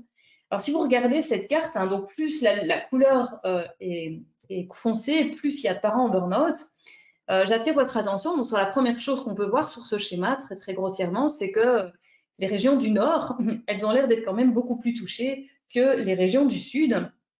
Et puisque vous êtes en France et moi en Belgique, je vais me permettre de zoomer un peu sur notre partie de l'Europe et vous serez pas loin de constater qu'en fait, malheureusement, en Belgique et en France, eh bien, on fait office de mauvais élèves. Et si on compare ça à la totalité du nombre de parents en France et en Belgique, ça veut dire que au jour d'aujourd'hui, ça concerne 20 000 parents chez nous. Alors, on est un pays plus petit, mais ça veut dire que ça concerne aussi 900 000 parents en France aujourd'hui qui sont en burn-out et qui sont en souffrance. Alors, bien sûr, vous serez probablement d'accord que cette grande souffrance et puis le fait que la prévalence, elle tourne autour de 5 à 8% des parents qui sont concernés. Donc, à l'échelle d'une classe, ça veut dire qu'il y a un parent au moins, une famille au moins dans chaque classe qui est concernée par cette situation du burn-out parental. Elle mérite, ça fait en sorte évidemment que ça mérite qu'on s'y intéresse puisque cette prévalence est élevée, que ça concerne beaucoup de gens. Mais un autre aspect qui va faire qu'il faut s'intéresser à la question du burn-out parental, c'est toutes les conséquences que ce burn-out parental va avoir, d'abord sur le parent lui-même. Alors, vous vous souvenez, je vous ai montré que la dose de cortisol accumulée dans l'organisme par ses parents est très élevée. Eh bien, une façon dont la présence de ce cortisol va se traduire, c'est qu'en fait, on va avoir beaucoup de plaintes somatiques chez ses parents, beaucoup de problèmes de santé physique. Pourquoi? Parce que l'hormone du stress, elle va favoriser tous les petits maux du quotidien. Si vous êtes quelqu'un qui avez tendance à avoir des migraines, par exemple, eh bien, vos migraines, elles vont flamber. Si vous êtes quelqu'un qui avait un estomac fragile, eh bien, vous aurez des problèmes de digestion. Si vous êtes quelqu'un qui avait des problèmes de dos, eh bien, vous aurez beaucoup de maux de dos. Donc, tous ces petits problèmes de santé physique du quotidien qui vont flamber chez les parents en burn-out et donc beaucoup de plaintes somatiques qui nous font dire évidemment qu'on est face à un problème de santé physique. Un problème, oui, de santé publique, pardon. Ce qui va augmenter aussi, j'attire votre attention, c'est le problème des idées suicidaires. Alors vous allez me dire, oui, mais ça, c'est pas que dans le burn-out parental, hein, c'est aussi vrai dans le burn-out professionnel et dans la dépression. Et bien, nos études, elles ont montré que c'est encore plus vrai dans le burn-out parental. Donc, si on compare les conséquences que ça a dans les 3 types de syndromes, eh bien, on voit dans le burn-out parental, c'est encore plus vrai. Et si vous vous rappelez de la petite vidéo que je vous ai montrée tout au début, il y a une raison très simple pourquoi ces idées suicidaires sont plus importantes dans le burn-out parental, c'est qu'en fait, dans le burn-out parental, il n'y a jamais de porte de sortie. Si vous êtes en burn-out professionnel, vous pouvez toujours changer de boulot, prendre un certificat médical et rester chez vous, refaire une formation et changer de boulot. Vous pouvez évidemment démissionner si vraiment vous n'en pouvez plus. Mais dans le burn-out parental, il n'y a pas de porte de sortie. On ne peut pas prendre un certificat médical par rapport à ses enfants, on ne peut pas changer d'enfant, on ne peut pas décider tout à coup qu'on ne veut plus être parent et qu'on va faire un autre boulot. Et donc, le manque de porte de sortie fait en sorte que pour beaucoup de parents, et en fait, la seule solution de sortir de ce problème qu'ils voient, eh bien, c'est tout simplement de se donner la mort. Alors, les conséquences, elles ne s'arrêtent pas aux parents. Ben non, évidemment, elles vont aussi concerner les enfants. Et ce que nos études, elles montrent, c'est que ça augmente de façon très importante les risques de négligence à l'égard des enfants parce que les parents n'ont plus l'énergie de s'occuper de leurs enfants. Donc, ils vont laisser, par exemple, des enfants très jeunes sans surveillance ou ils vont nous rapporter, par exemple, savoir que leurs enfants ont besoin qu'on les emmène chez le médecin, chez un spécialiste, mais en avoir terriblement conscience, mais ne pas avoir l'énergie pour le faire. C'est aussi des parents qui vont devenir violents sur le plan verbal. Donc, il y a par exemple des parents qui vont dire « je pousse des hurlements hystériques et mes enfants finissent par avoir peur de moi quand j'ouvre la bouche ». Mais je dis aussi des choses terribles du genre « eh bien, ma vie aurait tellement été mieux si j'avais décidé de ne pas avoir d'enfant », par exemple. Et donc, des choses qui vont laisser des traces chez les enfants. Et puis, cette violence qui va pouvoir des fois se transformer en violence physique, comme dans l'exemple ici que je vous livre. Elisabeth qui nous raconte j'avais vraiment des crises de colère très intenses à l'égard de ma première fille que je ne supportais plus. Ça me faisait mal au cerveau quand elle partait avec ses cris et ses pleurs et du coup, oui, j'avais vraiment des hurlements hystériques très violents, une violence verbale très forte. J'essayais très fort de lutter contre cette violence physique, mais il m'est arrivé d'avoir eu envie de la tuer. Un jour, elle ne voulait vraiment plus faire de sieste. Or, la sieste, j'y tenais. Ce n'était juste pas possible d'encore gérer l'après-midi si elle ne dormait pas. Et du coup, je l'avais mise dans son lit. Sa tête avait heurté le bord du lit, elle s'est mise à pleurer. Et là, j'avais vraiment eu envie, j'aurais juste eu envie de la boxer jusqu'à la mort. C'est à ce moment que j'ai consulté une psy parce que je me suis dit, là, je ne peux plus, je mets les enfants en danger. Et ce que nous, on constate, c'est que souvent, ces accès de violence ou de négligence, eh bien, c'est ce qui va déclencher la demande d'aide et la consultation d'un professionnel. Alors, les conséquences, elles vont évidemment concerner aussi le conjoint de beaucoup de manières. Parce que le conjoint, tout à coup, il voit l'autre parent s'effondrer par ce phénomène de contraste dont on a discuté tout à l'heure. Et donc, il y a une charge parentale, évidemment, qui revient très fort sur lui, et donc une augmentation aussi beaucoup du stress. Mais c'est aussi dans la relation où Sophie, par exemple, nous disait « j'étais exaspérée par mon aîné qui me sollicitait alors que j'avais juste besoin d'un moment avec mon nouveau bébé et que j'étais fatiguée. Et donc, oui, j'étais exaspérée, énervée par cet enfant qui me gênait. J'essayais de gérer, et puis du coup, quand mon mari arrivait, j'explosais parce que je n'en pouvais plus. Et j'essayais de me décharger sur lui plutôt que sur les enfants, mais du coup, je l'injuriais et c'était vraiment horrible. Donc, on a une augmentation des conflits, des pensées adultères et de la violence au sein des couples. Alors maintenant, on va essayer de comprendre ensemble comment et pourquoi on tombe en burn-out. Parce que bien sûr, tous les parents ne tombent pas en burn-out, alors que tous les parents sont potentiellement exposés à cette pression qu'on a décrite dans la société actuelle. Alors, si on devait concevoir la parentalité, et si vous deviez garder juste une image en tête de ma présentation d'aujourd'hui, c'est de concevoir la parentalité, l'équilibre, le burn-out et l'épanouissement parental comme le résultat d'un équilibre entre, d'une part, des stresseurs parentaux et des ressources parentales. Alors, quand on est parent, on est tous exposés à du stress. C'est impossible d'être parent sans devoir gérer des situations stressantes avec ses enfants. Mais tant que le stress va être compensé par des ressources, on ne sera jamais en burn-out parental. Si vous avez plus de ressources que de stresseurs, eh bien, vous serez épanoui dans votre parentalité. Mais une fois que les stresseurs deviennent trop lourds à porter et qu'on n'a plus assez de ressources pour y faire face, alors on tombe en burn-out et on dira du burn-out que c'est trop de stress trop longtemps avec pas assez de ressources pour y faire face. Ça, c'est vraiment le processus qui mène au burn-out. Alors, quand je dis stresseurs, de quoi est-ce qu'on parle? Alors, les stresseurs, ils sont de plusieurs sortes. On a par exemple des stresseurs qui sont sociodémographiques. Donc, les stresseurs, c'est tout ce qui va augmenter les demandes à l'égard du parent. Donc, imaginez par exemple que ma situation, voilà, j'ai 5 enfants. Ça, c'est un stresseur sociodémographique parce que bien sûr, 5 enfants, c'est 5 fois plus de stress qu'il y en ait un qui soit malade le matin avant de partir à l'école. C'est 5 fois plus de boîtes à tartines, 5 fois plus de sacs de gym à gérer, etc., etc.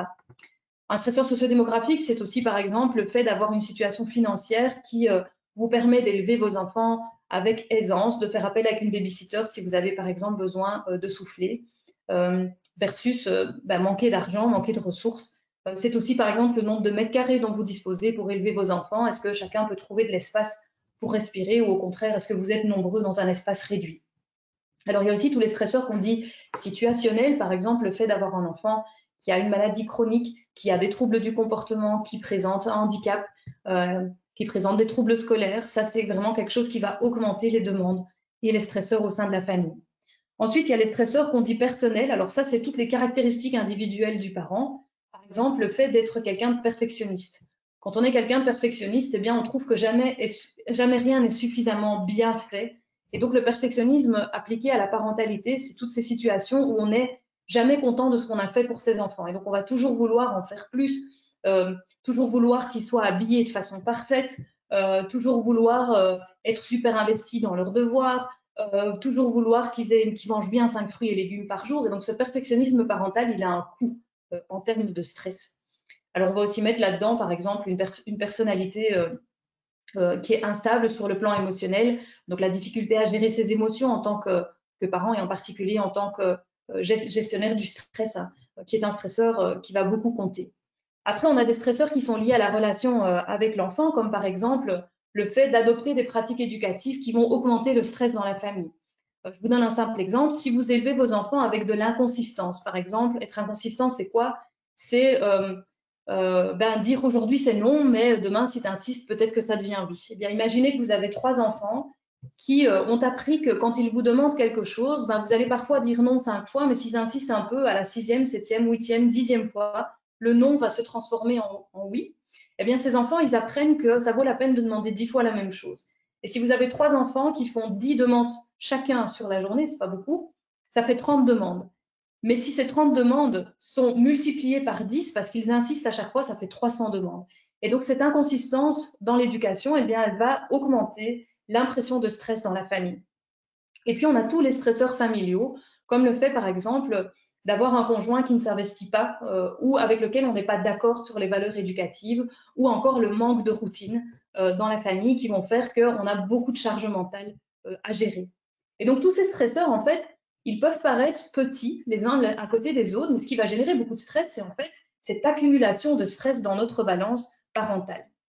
Alors ces stresseurs, parfois on a des ressources pour les compenser. En fait, c'est pas trop grave si vous êtes perfectionniste, mais que vous avez beaucoup de temps à consacrer à vos enfants, que vous avez beaucoup de ressources matérielles, et donc c'est pas un problème en fait qu'ils doivent avoir des tenues qui sont parfaitement accordées sur le plan des couleurs. C'est pas un problème de leur donner 5 fruits et légumes par jour si vous avez suffisamment d'argent, par exemple, pour les commander en ligne, et puis ça arrive chez vous et ça ne nécessite pas que vous fassiez des kilomètres et des kilomètres pour aller dans un magasin bio, que sais-je. Donc voilà, tous ces stresseurs, ils vont pas forcément mener au burn-out si par ailleurs on a des ressources qui permettent d'y faire face. Par contre, quand c'est l'inverse, quand on a trop de stress avec pas assez de ressources pour y faire face, eh bien ça mène au burn-out. Et parfois, on a dans sa balance eh bien, des stresseurs qui vont nous empêcher d'aller chercher des ressources. Par exemple, si vous êtes quelqu'un de perfectionniste, eh bien, vous partez du principe que demander à quelqu'un d'autre de faire pour vous, eh bien, ça va forcément être moins bien fait que si vous le faites vous-même. Et donc, vous allez vous empêcher de mettre dans votre balance des ressources. Alors, tous ces stresseurs et ces ressources ne se valent pas. Nos études, elles ont montré que les stresseurs sociodémographiques et les stresseurs situationnels, ils pèsent un peu moins lourd. C'est-à-dire qu'en fait, par exemple, le fait d'avoir 5 enfants plutôt que 2, c'est pas quelque chose qui va changer fondamentalement votre situation. Mais alors vous allez me dire, tiens, c'est un peu curieux. Oui et non, c'est un peu curieux parce que tous ces petits stresseurs, alors si vous en avez beaucoup et qui finissent par s'accumuler, ils vont finir effectivement par peser du poids. Mais quand on a eu ce résultat, eh bien, on était plutôt content parce que les stresseurs situationnels et sociodémographiques, eh bien, c'est typiquement les facteurs sur lesquels on ne peut pas agir. Par exemple, si vous vous occupez d'une famille, vous constatez qu'elle est en burn-out, vous n'allez pas pouvoir diminuer le nombre d'enfants ou lui offrir davantage de mètres carrés. Et donc, finalement, les facteurs qui vont peser le plus, c'est les facteurs psychologiques individuels, c'est la relation avec l'enfant, c'est les facteurs familiaux. Et sur ces facteurs-là, eh bien, la bonne nouvelle, c'est qu'on va pouvoir agir, on va pouvoir accompagner les familles pour améliorer leur situation.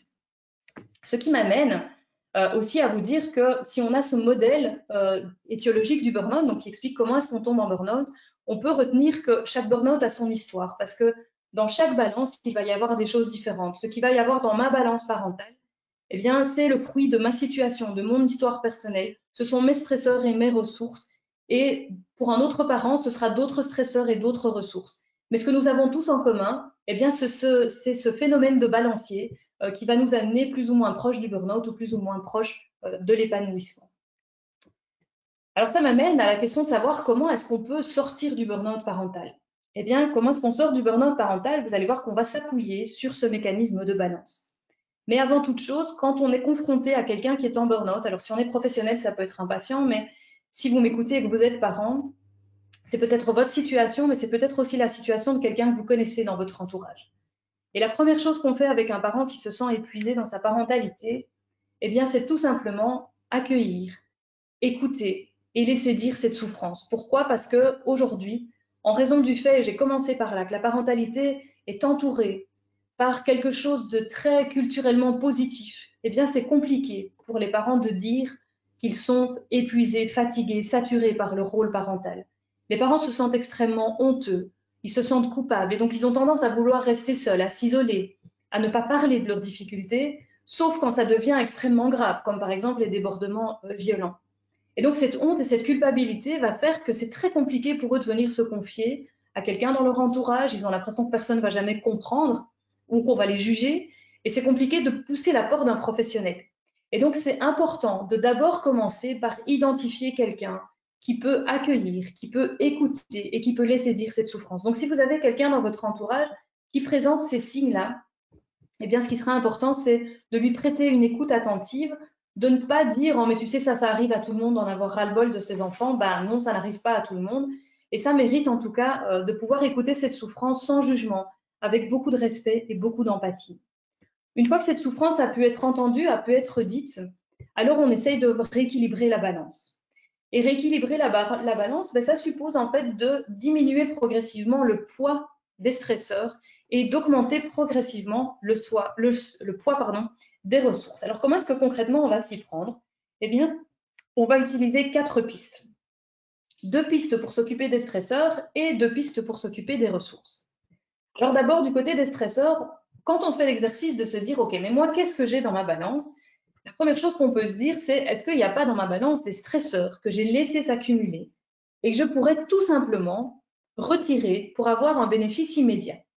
Alors, je vais vous prendre un simple exemple, c'est que, imaginez que vous êtes parent de 3 enfants. Quand le premier est né, vous vous êtes dit « Mais moi, je veux lui donner les meilleures chances de bien se développer au niveau moteur, au niveau intellectuel, au niveau artistique, etc. » Et donc, cet enfant, quand il a grandi, il s'est mis à faire du sport. Alors, il fait du foot, c'est 2 entraînements semaine et le match le dimanche. Puis après, il avait aussi quand même un peu un attrait pour la musique et donc, il a commencé à faire de la guitare. Et puis quand même, il faut le socialiser, donc vous l'avez mis dans un mouvement de jeunesse et il fait les scouts. Donc, cet enfant se retrouve avec 3 activités extrascolaires, mais comme le foot prend beaucoup de temps, etc., en fait, il a des activités tous les jours. Et puis, le deuxième est né. Et vous vous êtes dit, bien sûr, je ne vais pas l'aimer moins que le premier, je vais lui donner les mêmes chances. Et donc, cet enfant s'est aussi retrouvé avec 3 activités extrascolaires. Et puis, voilà le 3e enfant qui naît, qui a lui aussi 3 activités extrascolaires. Et finalement, vous passez votre semaine à courir dans tous les sens, à ne plus jamais être capable de passer un repas en famille. Et c'est un stress terrible parce que vous restez dans votre voiture en attendant que vos enfants aient fini leurs activités, été comme hiver, etc. Et quand vous rentrez à des heures pas possibles, personne n'a mangé, fait ses devoirs. Donc, la vie de famille devient très compliquée. Eh bien, faire l'exercice de cette balance, c'est se rendre compte que dans sa balance, on a tous des stresseurs inutiles, des choses qu'on a laissées s'accumuler et qui deviennent juste ingérables, parce que n'importe quel parent s'écroulerait dans une situation comme celle-là. Et donc, on peut consciemment se dire, OK, il y a des stresseurs que je vais bouger, même momentanément, et ça ne fait pas de moi un parent castrateur de dire à chaque enfant, eh bien, tu fais le choix d'une voire 2 activités extrascolaires dans un rayon de kilomètres limité autour de la maison pour qu'on diminue le stress qui pèse en famille. Alors, il y a des stresseurs qu'on ne va pas pouvoir retirer de la balance, mais dont on peut alléger le poids. Imaginez par exemple que votre enfant a des difficultés à l'école et que vous constatez que tous les jours, vous passez 1h30 à vous battre avec lui, à vous battre littéralement, quand il rentre de l'école, pour essayer d'arriver au bout, lamentablement, de 2 devoirs sur les 5 qui sont à son journal de classe. Alors, vous n'allez pas pouvoir, en un claquement de doigts, virer ce stresseur de la balance, comme on fait avec les activités extrascolaires, mais peut-être qu'on peut mettre des choses en place qui vont diminuer le stress, comme par exemple limiter le temps qu'on va consacrer aux devoirs en accord avec l'enseignant, confier l'enfant à une école de devoirs, à une étude dirigée. Donc, tous ces petits mécanismes qui vont faire qu'on va pouvoir alléger le poids des stresseurs. Et puis, on va travailler aussi du côté des ressources. La première chose qu'on va essayer de faire, c'est d'abord d'identifier les ressources qui sont déjà présentes, mais dont on ne se sert pas bien. Par exemple, beaucoup de parents vont nous dire, en fait, j'ai un mari génial, mais je me rends compte que je lui demande jamais rien. Parce que je pars du principe, soit que c'est ma tâche à moi en tant que mère de faire ça, soit parce que j'ai l'impression que ce sera moins bien fait que si moi je fais les choses. Et donc, c'est progressivement sortir de croyances, de représentations, que les choses sont moins bien faites par les autres ou que je vais embêter l'autre en lui demandant de l'aide. Et donc, identifier des ressources qui sont déjà dans la balance, mais qu'on n'utilise pas suffisamment bien pour leur donner en fait une importance qui est plus grande. Et dernière source de changement dans la balance, c'est qu'on va essayer aussi de rajouter dans la balance des ressources qui n'y sont pas encore, mais qui vont pouvoir nous aider. Donc là, c'est tout un travail créatif de mettre en place de nouvelles ressources. Et je vais vous donner un petit exemple qui est sorti dans des groupes de parents thérapeutiques qu'on a conduits. Un papa qui nous disait, alors moi, ce qui me coûte beaucoup, c'est qu'avant, j'avais de temps en temps un petit week-end avec ma femme et ça nous faisait beaucoup de bien. Et là, depuis que les enfants sont là, on ne peut plus parce que les grands-parents sont âgés, on a 3 enfants, c'est compliqué, donc on ne part plus. Et donc, dans le groupe, on avait échangé de façon très créative, un peu libre. Et l'idée de ce papa a été en fait de mettre en place un groupe Facebook avec les parents des enfants de la classe. Et le deal était que si tu rentres dans le groupe Facebook, tu t'engages 1 fois par an pendant l'année scolaire de prendre les enfants d'une autre famille du vendredi soir au dimanche midi. Et une autre famille te rend l'appareil pendant l'année scolaire. Et le père nous a dit, en fait, j'ai gagné 2 week-ends de qualité, évidemment celui où je pars avec ma femme, mais aussi celui où on accueille les enfants d'une autre famille, parce que c'est un week-end où on va en profiter pour faire des choses qu'on ne fait jamais avec les enfants. Et en fait, tout le monde est content en fait, d'accueillir ces enfants et de faire des activités un peu particulières. Et donc, c'est vraiment l'idée de se dire, OK, lâchons-nous, pensons à des choses auxquelles on n'a jamais pensé, qu'on ne s'est jamais autorisé à mettre dans la balance. Et c'est à travers ces 4 pistes qu'on peut progressivement restaurer l'équilibre de la balance. Alors bien sûr, on ne doit pas attendre, comme cette maman qui avait attendu d'avoir envie de tuer son enfant pour venir consulter quand on ne va pas bien.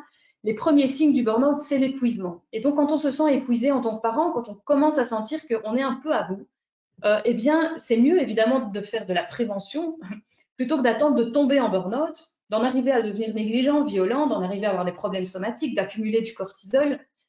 Et donc, si on peut, on est d'abord dans une optique de prévention.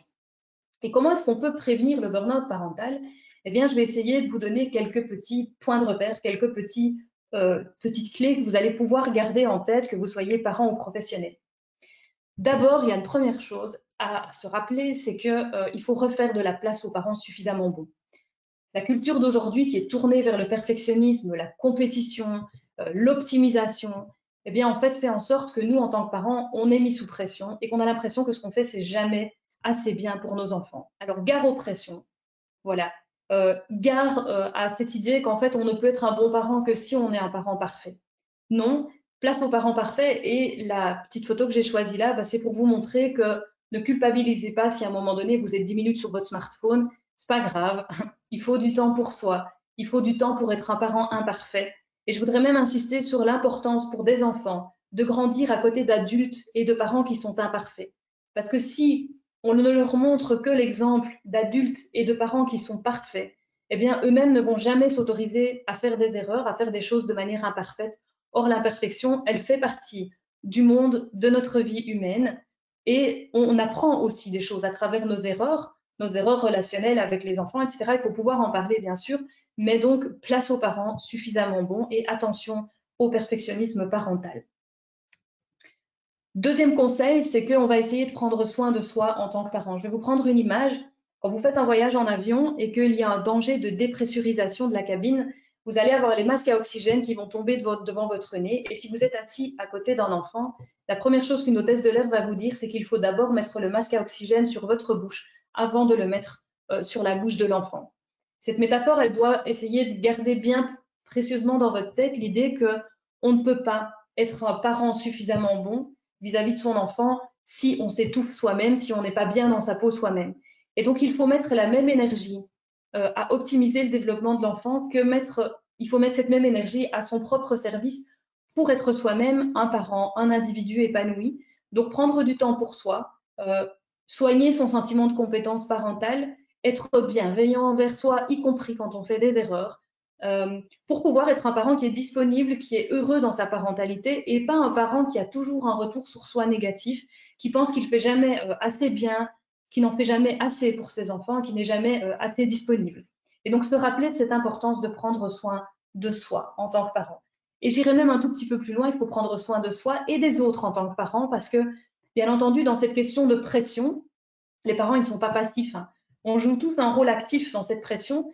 Et je vais vous donner un petit exemple. Ma belle-sœur m'a raconté que dans la classe de son petit garçon, il y a une maman pour les collations collectives qui avait fait un groupe Facebook qu'elle a appelé le groupe des mamans motivées. Et ma belle-sœur me dit c'est horrible parce que du coup, si tu rejoins pas le groupe Facebook, ça veut dire que tu n'es pas une maman motivée. Donc déjà, ça met la pression, il faut aller t'inscrire dans ce groupe. Et une fois que tu y es, en fait, qu'est-ce que tu vois? Tu vois toutes ces mères qui trouvent le temps de faire des collations collectives de dingue. Elles font des magnifiques gâteaux et tout ça. Alors elle dit, moi, j'ai pas le temps parce que je travaille beaucoup, je suis infirmière. Et donc, je me culpabilise d'aller acheter des gaufres toutes faites au magasin. Et je finis en fait par travailler jusqu'à minuit, 1h du matin pour préparer la collation collective parce qu'il faut que ce soit un truc fait maison, sinon j'ai l'air de quoi vis-à-vis des autres parents. Et donc, attirez votre attention sur le fait qu'on contribue nous aussi à mettre de la pression sur les autres parents en tant que parents. Et donc, il faut vraiment être bienveillant vis-à-vis de soi en tant que parent, mais prendre soin aussi des autres en tant que parent.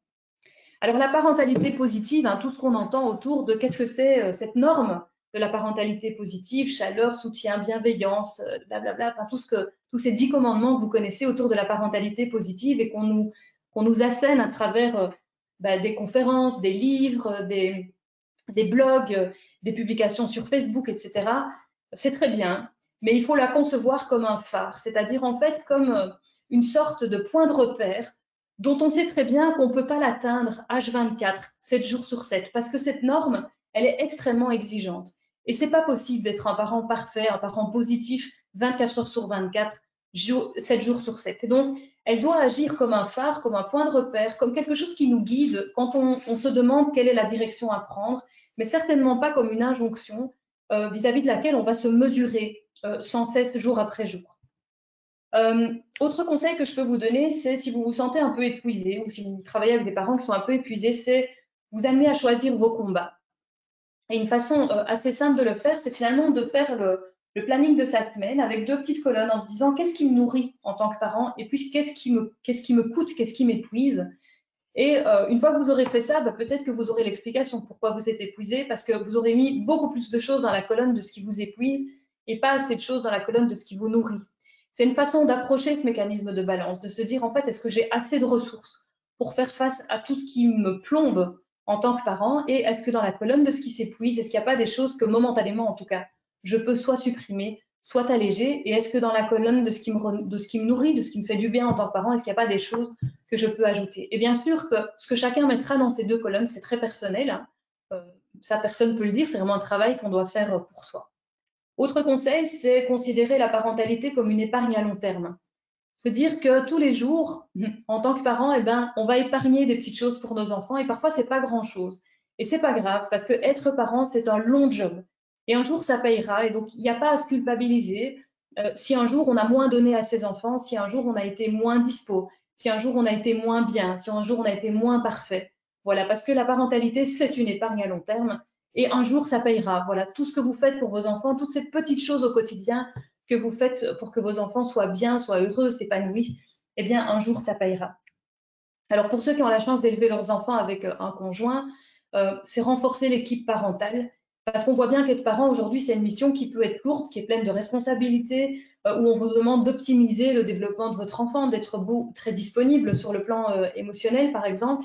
Et donc, cette charge, bien sûr que si on la partage avec quelqu'un, elle est moins lourde. Et ce soutien, il est à la fois concret et émotionnel. On doit se soutenir dans les tâches à accomplir, aller conduire les enfants, enfin, tout ce qu'il y a à faire en fait, mais aussi sur le plan émotionnel, de la charge émotionnelle qui incombe à la parentalité.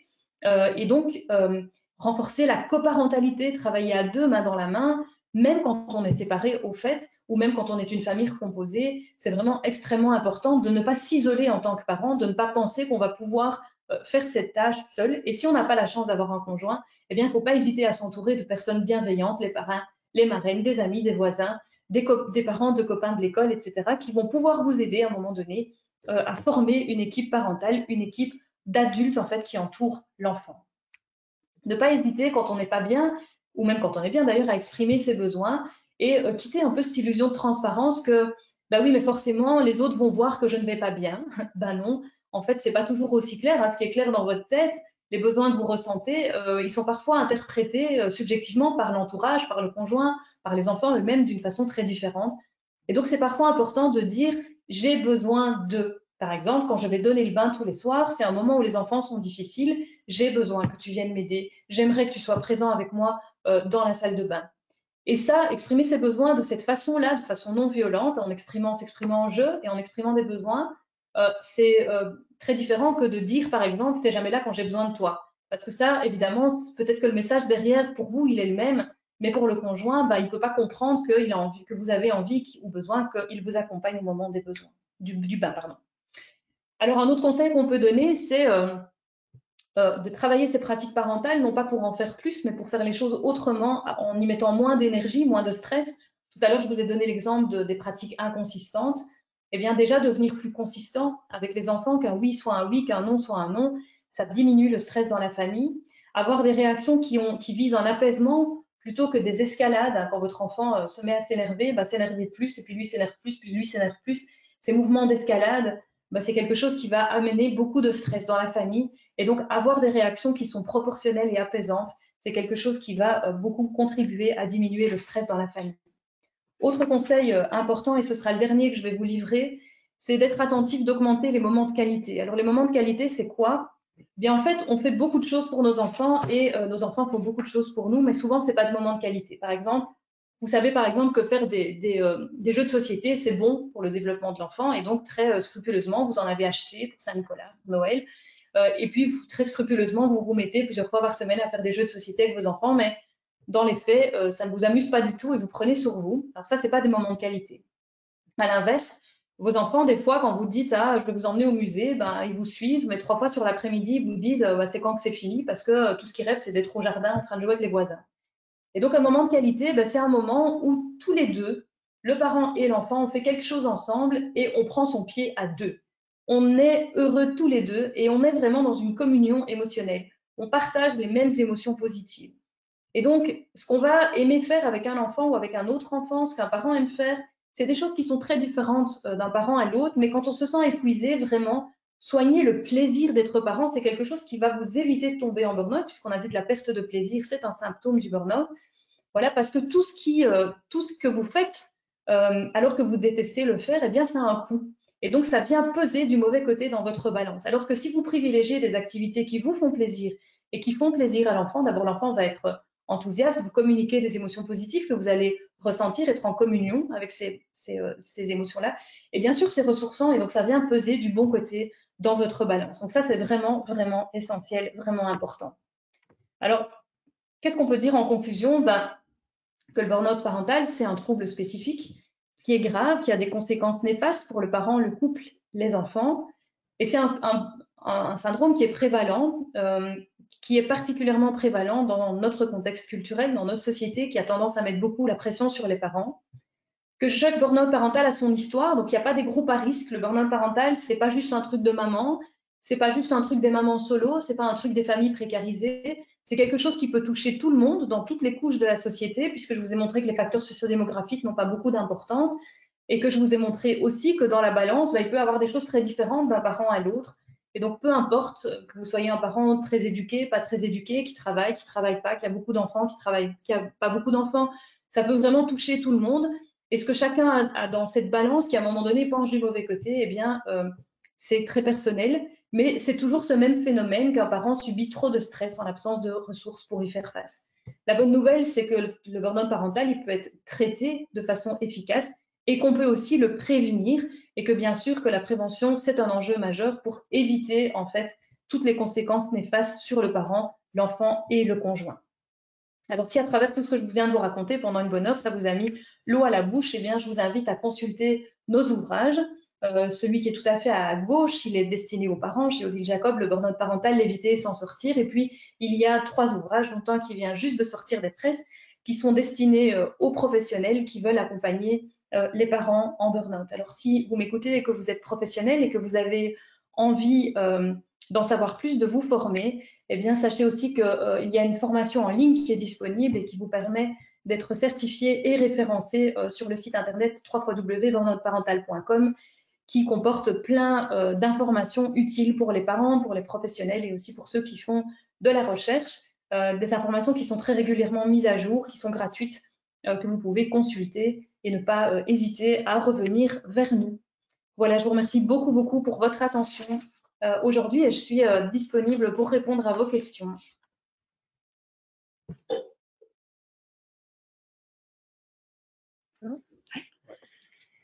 Eh bien, merci beaucoup pour votre présentation. Nous avons eu quelques questions, beaucoup de témoignages, mais quelques questions. Alors, je pense que la présentation était très claire, du coup, ça mène peut-être pas tant de questions que ça, mais en tout cas, voilà, Isabelle a quand même relevé certaines questions, donc je vais lui laisser la parole.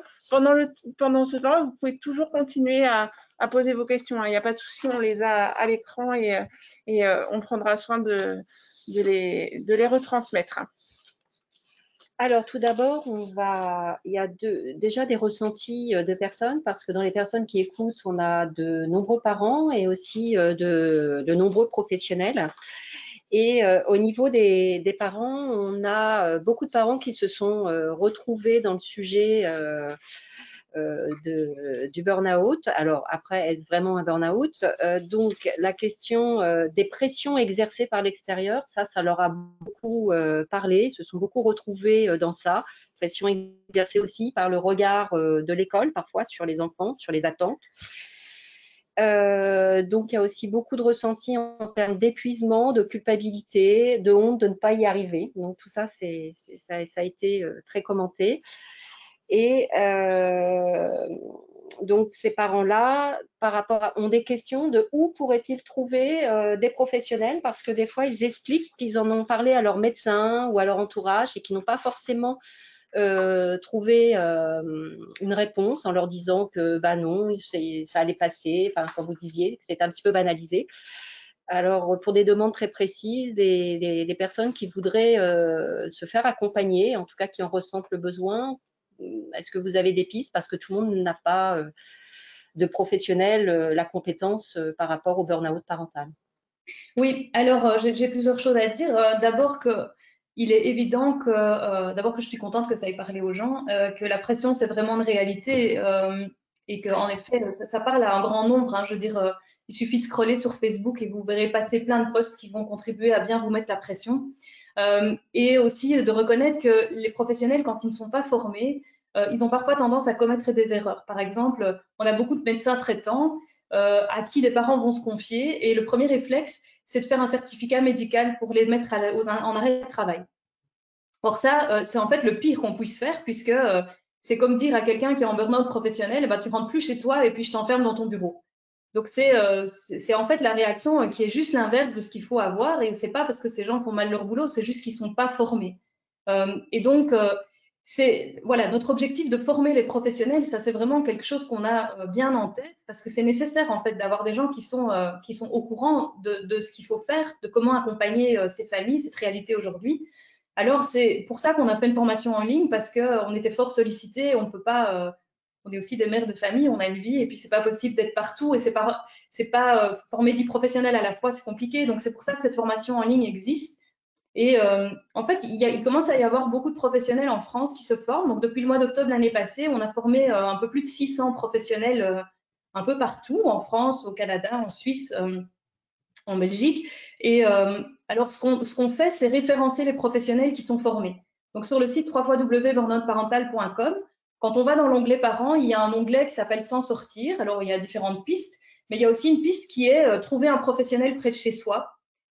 Et quand on clique là-dessus, on a accès en fait à un tableau qui est mis à jour tous les 6 mois, puisqu'on a sans cesse des nouveaux professionnels en fait qui se forment.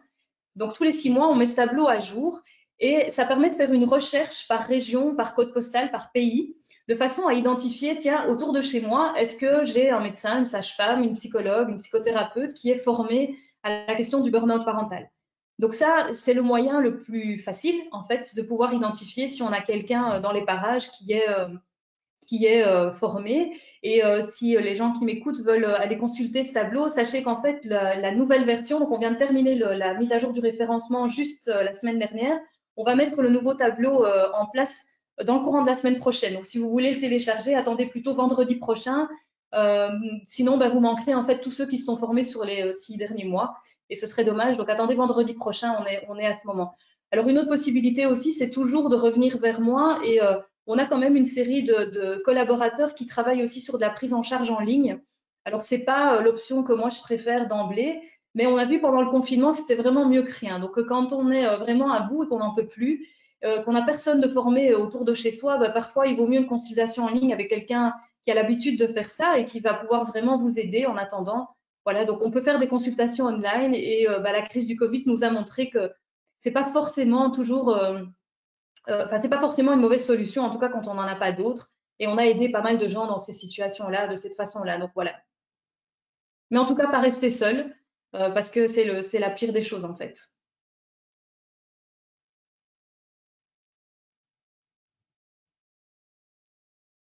Tout à fait. Alors, donc, je peux en témoigner puisque j'ai suivi votre formation et je ne peux que encourager les professionnels de se rendre sur votre site où vous expliquez qui peut suivre parce qu'on a des demandes. Hein, si des personnes sont auxiliaires en puériculture, peuvent suivre ou pas la formation. Le mieux, c'est qu'elles aillent directement sur votre site et on y est très, très bien renseigné. Et, alors, je peux juste dire un mot là-dessus. En fait, il y a deux modèles de formation. La formation qu'on dit longue et la formation qui est courte. Oui. La formation longue, elle s'adresse plutôt à ceux qui accompagnent vraiment les familles, plutôt psychologues, psychothérapeutes, les coachs, etc. La formation courte, elle est vraiment faite pour les professionnels de première ligne qui jouent un rôle très important dans la prévention. Et donc, les accompagnantes maternelles, les puéricultrices, les éducateurs, les enseignants, voilà, qui ont un module de formation qui est un peu plus court parce qu'il y a toute la partie thérapeutique de prise en charge qui n'est pas proposée. Et donc, oui, effectivement, dans l'optique de la prévention, on a besoin, en fait, que des professionnels de première ligne soient formés, des médecins de famille, voilà, je veux dire, des infirmières, qui bien sûr sont les bienvenus aussi dans la formation, mais avec un module plus court et qui sont par ailleurs aussi référencés sur le site. Il y a eu aussi des questions professionnelles, alors qui ont beaucoup réagi aussi, qui posaient la question entre la différence entre l'épuisement parental et le burn-out parental, parce que vraiment qu'on ne retrouve pas, que tout le monde se sente en burn-out parental, enfin qu'il y a quand même des différences. Alors, donc l'épuisement parental, c'est un symptôme du burn-out. Donc, si vous vous souvenez de la petite flèche que j'ai montrée tout à l'heure, en fait, c'est le premier symptôme qui va apparaître. Pour être en burn-out, ça suffit pas d'être épuisé. Le syndrome de burn-out, c'est de l'épuisement qui va s'accompagner de distanciation émotionnelle et de perte de plaisir avec ce phénomène de contraste. Et ça, effectivement, on peut être épuisé sans se sentir complètement en burn-out parce qu'on peut avoir juste l'épuisement et puis pas le reste. Mais nos études, elles ont montré que l'épuisement, c'est la porte d'entrée vers le burn-out. Donc, c'est comme dans le burn-out professionnel, c'est vraiment le premier symptôme qui va se manifester. Et c'est très important de l'identifier parce que même si on ne se sent pas en burn-out, pas encore en burn-out, mais qu'on se sent épuisé, c'est vraiment le moment de mettre des choses en place pour faire de la prévention. Alors, quand on est juste un peu épuisé, parfois, on a vraiment encore de l'énergie pour faire de la prévention soi-même. C'est-à-dire que j'ai terminé en donnant quelques petits conseils. Si on s'applique ces conseils à soi-même, on peut prévenir l'aggravation, évidemment, de l'épuisement et le fait que ça va se transformer en distanciation, en perte de plaisir et finalement en burn-out. Mais parfois, on a déjà un peu trop mis le pied dans le processus et on a juste besoin de quelqu'un qui vous aide à mettre des choses en place. Et donc, l'épuisement, c'est la porte d'entrée dans le burn-out, c'est le premier symptôme, mais c'est pas le burn-out, c'est pas un synonyme, quoi. Oui, tout à fait. Okay. Et il y a une question, combien de temps un parent met-il à se sortir d'un burn-out parental? Alors donc nous, on a testé des interventions. Donc pour les professionnels qui ça intéresse, bon d'abord dans la formation vous allez apprendre ça, mais sinon c'est le deuxième ouvrage pour les professionnels, c'est le manuel d'intervention. On a testé plusieurs types d'interventions et nous en fait on travaille sur des modules de 8 semaines, donc de 8 séances. Donc c'est pas très long. C'est 8 séances. Alors on privilégie quand on peut le faire des séances en groupe. Pourquoi des séances en groupe? Parce que en fait, le groupe, il a vraiment une fonction incroyable de faire diminuer la honte et la culpabilité chez les parents. Alors, bien sûr, vous pouvez faire ça. Hein. Quand vous êtes thérapeute, vous pouvez aider les gens à se sentir moins coupables, moins honteux. Mais dans le groupe, c'est vraiment quelque chose qui va se faire de façon très naturelle. Les parents, ils arrivent tous en se disant qu'ils sont les pires parents du monde et ils ont honte de ça. Et le fait de se retrouver avec 9, 10 autres parents qui sont en fait des gens super, en fait, hein, voilà, on se dit, bah, ok, ça n'arrive pas qu'à moi. Je vois bien que ça arrive à d'autres familles qui sont tout à fait dans des circonstances différentes des miennes, parfois pires, parfois plus simples. Et donc, cette honte et cette culpabilité, en fait, le groupe va l'assimiler d'une façon et la faire diminuer d'une façon très, très forte, très rapidement. Une autre fonction du groupe, c'est que, par exemple, quand on travaille sur la balance et qu'on cherche à la rééquilibrer, comment diminuer les stresseurs, augmenter les ressources, il y a des discussions, chacun va donner des idées, et puis moi, je vais m'inspirer d'un autre parent qui a dit ça, tiens, j'aurais jamais pensé, mais dans ma situation, ça pourrait vraiment être utile. Ou bien, moi, je ne me serais pas autorisée à faire ça, mais là, il y a 3 parents qui disent qu'ils vont essayer, bah, pourquoi pas moi? Donc, ce groupe, en fait, alors bien sûr, en tant que psy, vous pouvez donner des idées à vos patients, mais vous n'êtes pas dans une position pareille, quoi. Je veux dire, vous n'êtes pas vous-même en burn-out, et puis vous avez une position qui est pas horizontale, quoi. Je veux dire, vous avez une position d'expert, donc c'est jamais la même chose. Donc, on essaye en fait de travailler de façon privilégiée en groupe. Si c'est pas possible, on le fait en individuel et ça marche aussi. Et donc, en 8 semaines, on arrive vraiment à faire diminuer les symptômes de manière à ramener les symptômes à la hauteur de ce qu'on trouve chez les parents contrôle. Et ce qu'on a aussi montré dans nos études, c'est que si on contrôle le cortisol capillaire, on a une diminution après 8 semaines de 52% du cortisol. C'est-à-dire qu'en fait, on revient, puisque je vous ai dit le cortisol était le double que chez les parents contrôle, eh bien en fait, après 8 semaines de traitement, on divise par 2 la quantité de cortisol dans l'organisme, ce qui montre qu'en fait, c'est pas juste le parent qui pense qu'il va mieux parce qu'il a rencontré des gens chouettes, mais il y a quelque chose qui s'est vraiment passé dans l'organisme qui est de l'ordre d'une diminution du stress. Et donc, la bonne nouvelle, c'est qu'on s'en sort et on s'en sort pas avec 18 mois de divan chez un psychanalyste. Hein. C'est pas ça l'idée. C'est vraiment une intervention qui est fondée sur du concret, qui parle très facilement aux gens. Et quand on a compris ce phénomène de balance et qu'on l'a travaillé dans une prise en charge, on a moins tendance à y retomber parce qu'on est attentif au fait de « Ah oui, je suis en train de remettre des poids du côté des stresseurs. Aïe, aïe, aïe, il faut que je pense à aller mettre des ressources. » Et donc, les gens gardent ce mécanisme en tête et préviennent les rechutes. Ok. On a aussi la question des enfants. Les parents demandent est-ce qu'il faut en parler aux enfants, comment leur expliquer, étant donné que dans leur quotidien, forcément, ça les impacte. Oui. Alors ça, c'est une question avec laquelle on va beaucoup accompagner les parents. Mais la première chose que j'ai envie de dire, c'est oui, ça impacte les enfants, bien sûr. Mais il faut d'abord qu'on prenne soin du parent. Donc, nous, on ne perd jamais comme objectif que le parent est en souffrance, on va d'abord s'occuper de la souffrance du parent. Voilà. Et puis, on va lui dire, on y viendra à la question des enfants, mais il faut d'abord que vous alliez mieux en tant que parent avant de pouvoir avoir une parole qui va être réconfortante, qui va être réparatrice vis-à-vis des enfants.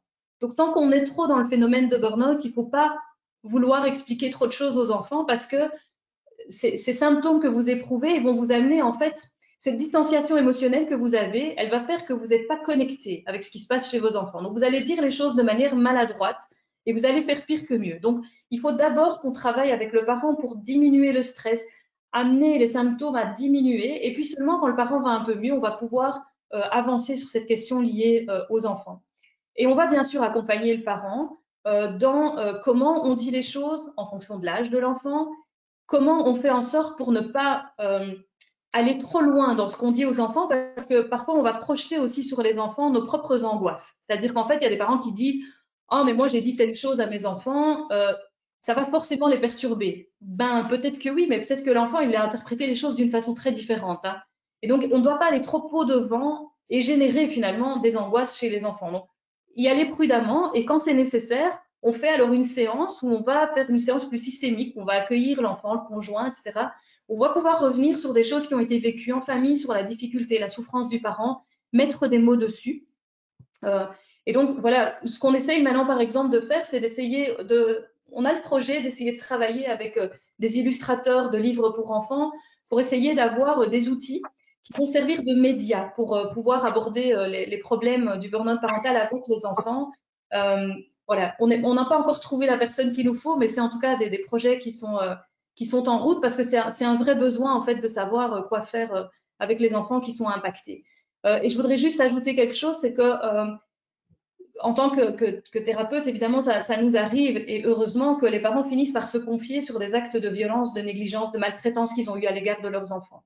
C'est toujours un grand moment difficile quand les parents finissent par se confier là-dessus, parce que on est forcément partagé entre l'idée de se dire est-ce qu'on n'est pas face à une famille qui dérape et où les enfants sont en danger, et en même temps, si vous avez construit une alliance thérapeutique avec le parent qui a eu le courage de venir avec son burn-out, si évidemment vous lui dites je vais prendre mon téléphone et je vais appeler les services sociaux, c'est horrible. Donc voilà, on est toujours partagé un peu entre les deux. Et donc, qu'est-ce que nous, professionnels, on a décidé de faire? Et je pense que c'est la bonne réponse, en tout cas dans l'état de mes connaissances aujourd'hui, ça me semble être la bonne réponse, c'est de dire aux parents, d'abord on commence par les remercier pour l'acte de confiance qu'ils viennent de poser.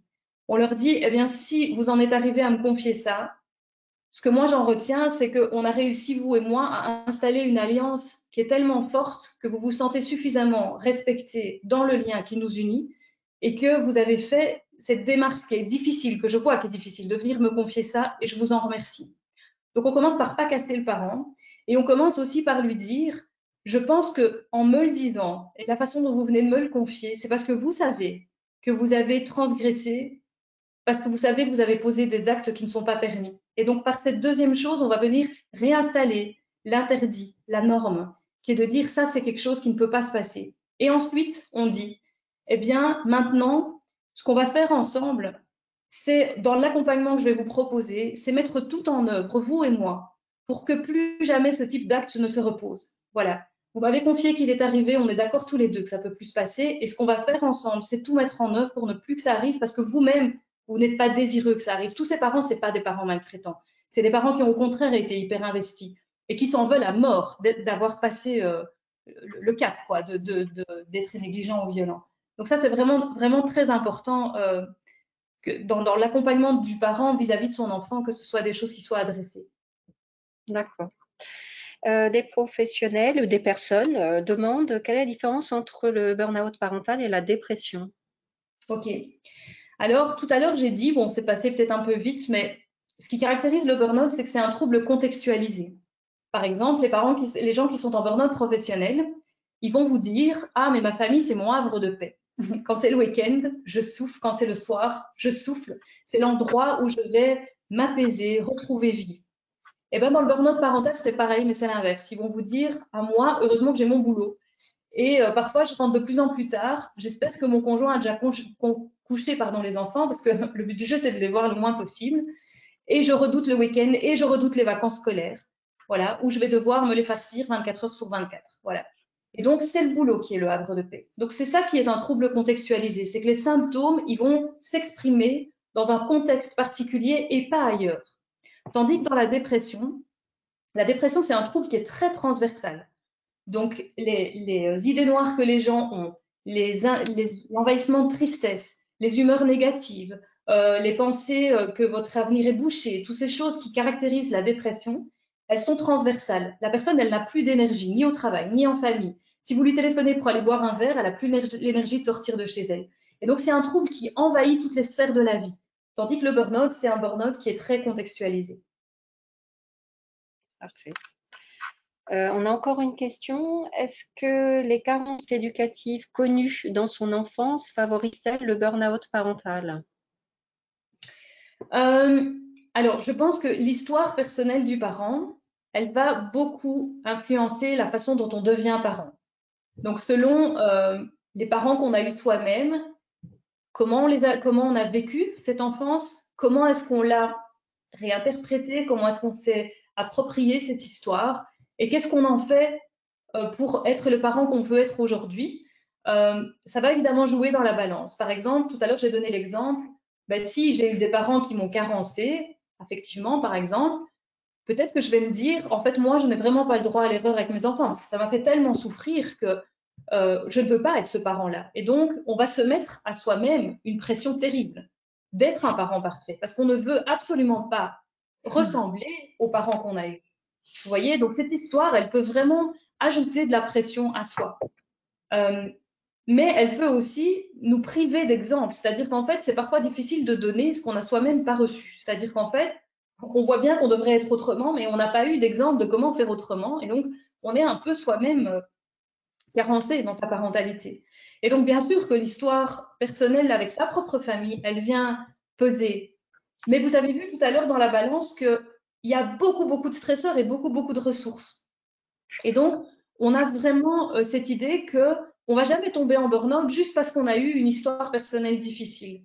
C'est toujours une accumulation de beaucoup, beaucoup de facteurs de stress et de beaucoup, beaucoup de facteurs de ressources. Et donc, la bonne nouvelle, c'est que quelle que soit l'histoire personnelle qu'on a eue dans sa propre famille, c'est jamais ça qui vous détermine entièrement et qui va faire qu'il n'y a aucune chance que vous soyez équilibré en tant que parent. Ben non, parce qu'en fait, il y a une multitude d'autres facteurs qui viennent peser. Et ce n'est jamais, jamais un seul facteur qui va expliquer à lui tout seul qu'on est en burn-out. Ça, c'est la bonne nouvelle. C'est qu'en fait, n'importe qui, peu importe son histoire, peu importe les risques qu'il a encourus quand il était jeune, etc., tout le monde peut rééquilibrer sa balance. Parce que tout le monde va s'appuyer sur d'autres types de facteurs et sur une multitude de facteurs. Et donc, il ne faut jamais penser le burn-out comme le résultat d'un processus linéaire entre un facteur et le burn-out comme résultat. Oui, je vais juste préciser ça. Ok. Bien, pour le tour des questions, on a un peu regroupé les thématiques, mais je vous remercie beaucoup pour vos réponses. Avec plaisir. On a juste quelques questions qui étaient un petit peu personnelles et ce qu'on propose, c'est qu'on puisse répondre par ailleurs. Hein. Il y a peut-être des gens qui vont dire ma question, je n'ai pas eu la réponse, mais quand c'est vraiment des choses personnelles, on va essayer de vous répondre individuellement après. Et juste vous préciser que les vidéos, il y a beaucoup de personnes qui ont demandé les liens vers les 2 vidéos que vous avez proposées.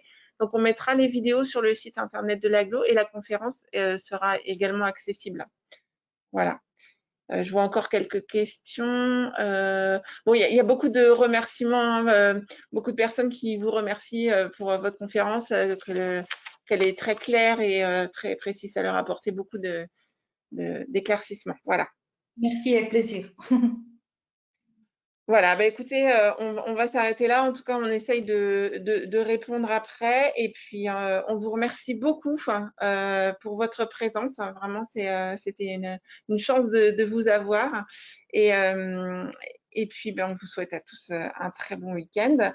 On rappelle juste que donc, Isabelle Bois, qui a été formée au burn-out parental, peut vous accompagner si vous en avez besoin, si vous le souhaitez. On rappelle que le service est gratuit et anonyme. Donc voilà, n'hésitez pas si vous en sentez le besoin. On vous souhaite à tous un très très bon week-end. À vous également. et puis ben, à très bientôt. À très bientôt, voilà. Oui. Et puis à bientôt pour la suite de nos cycles de conférences. Au revoir.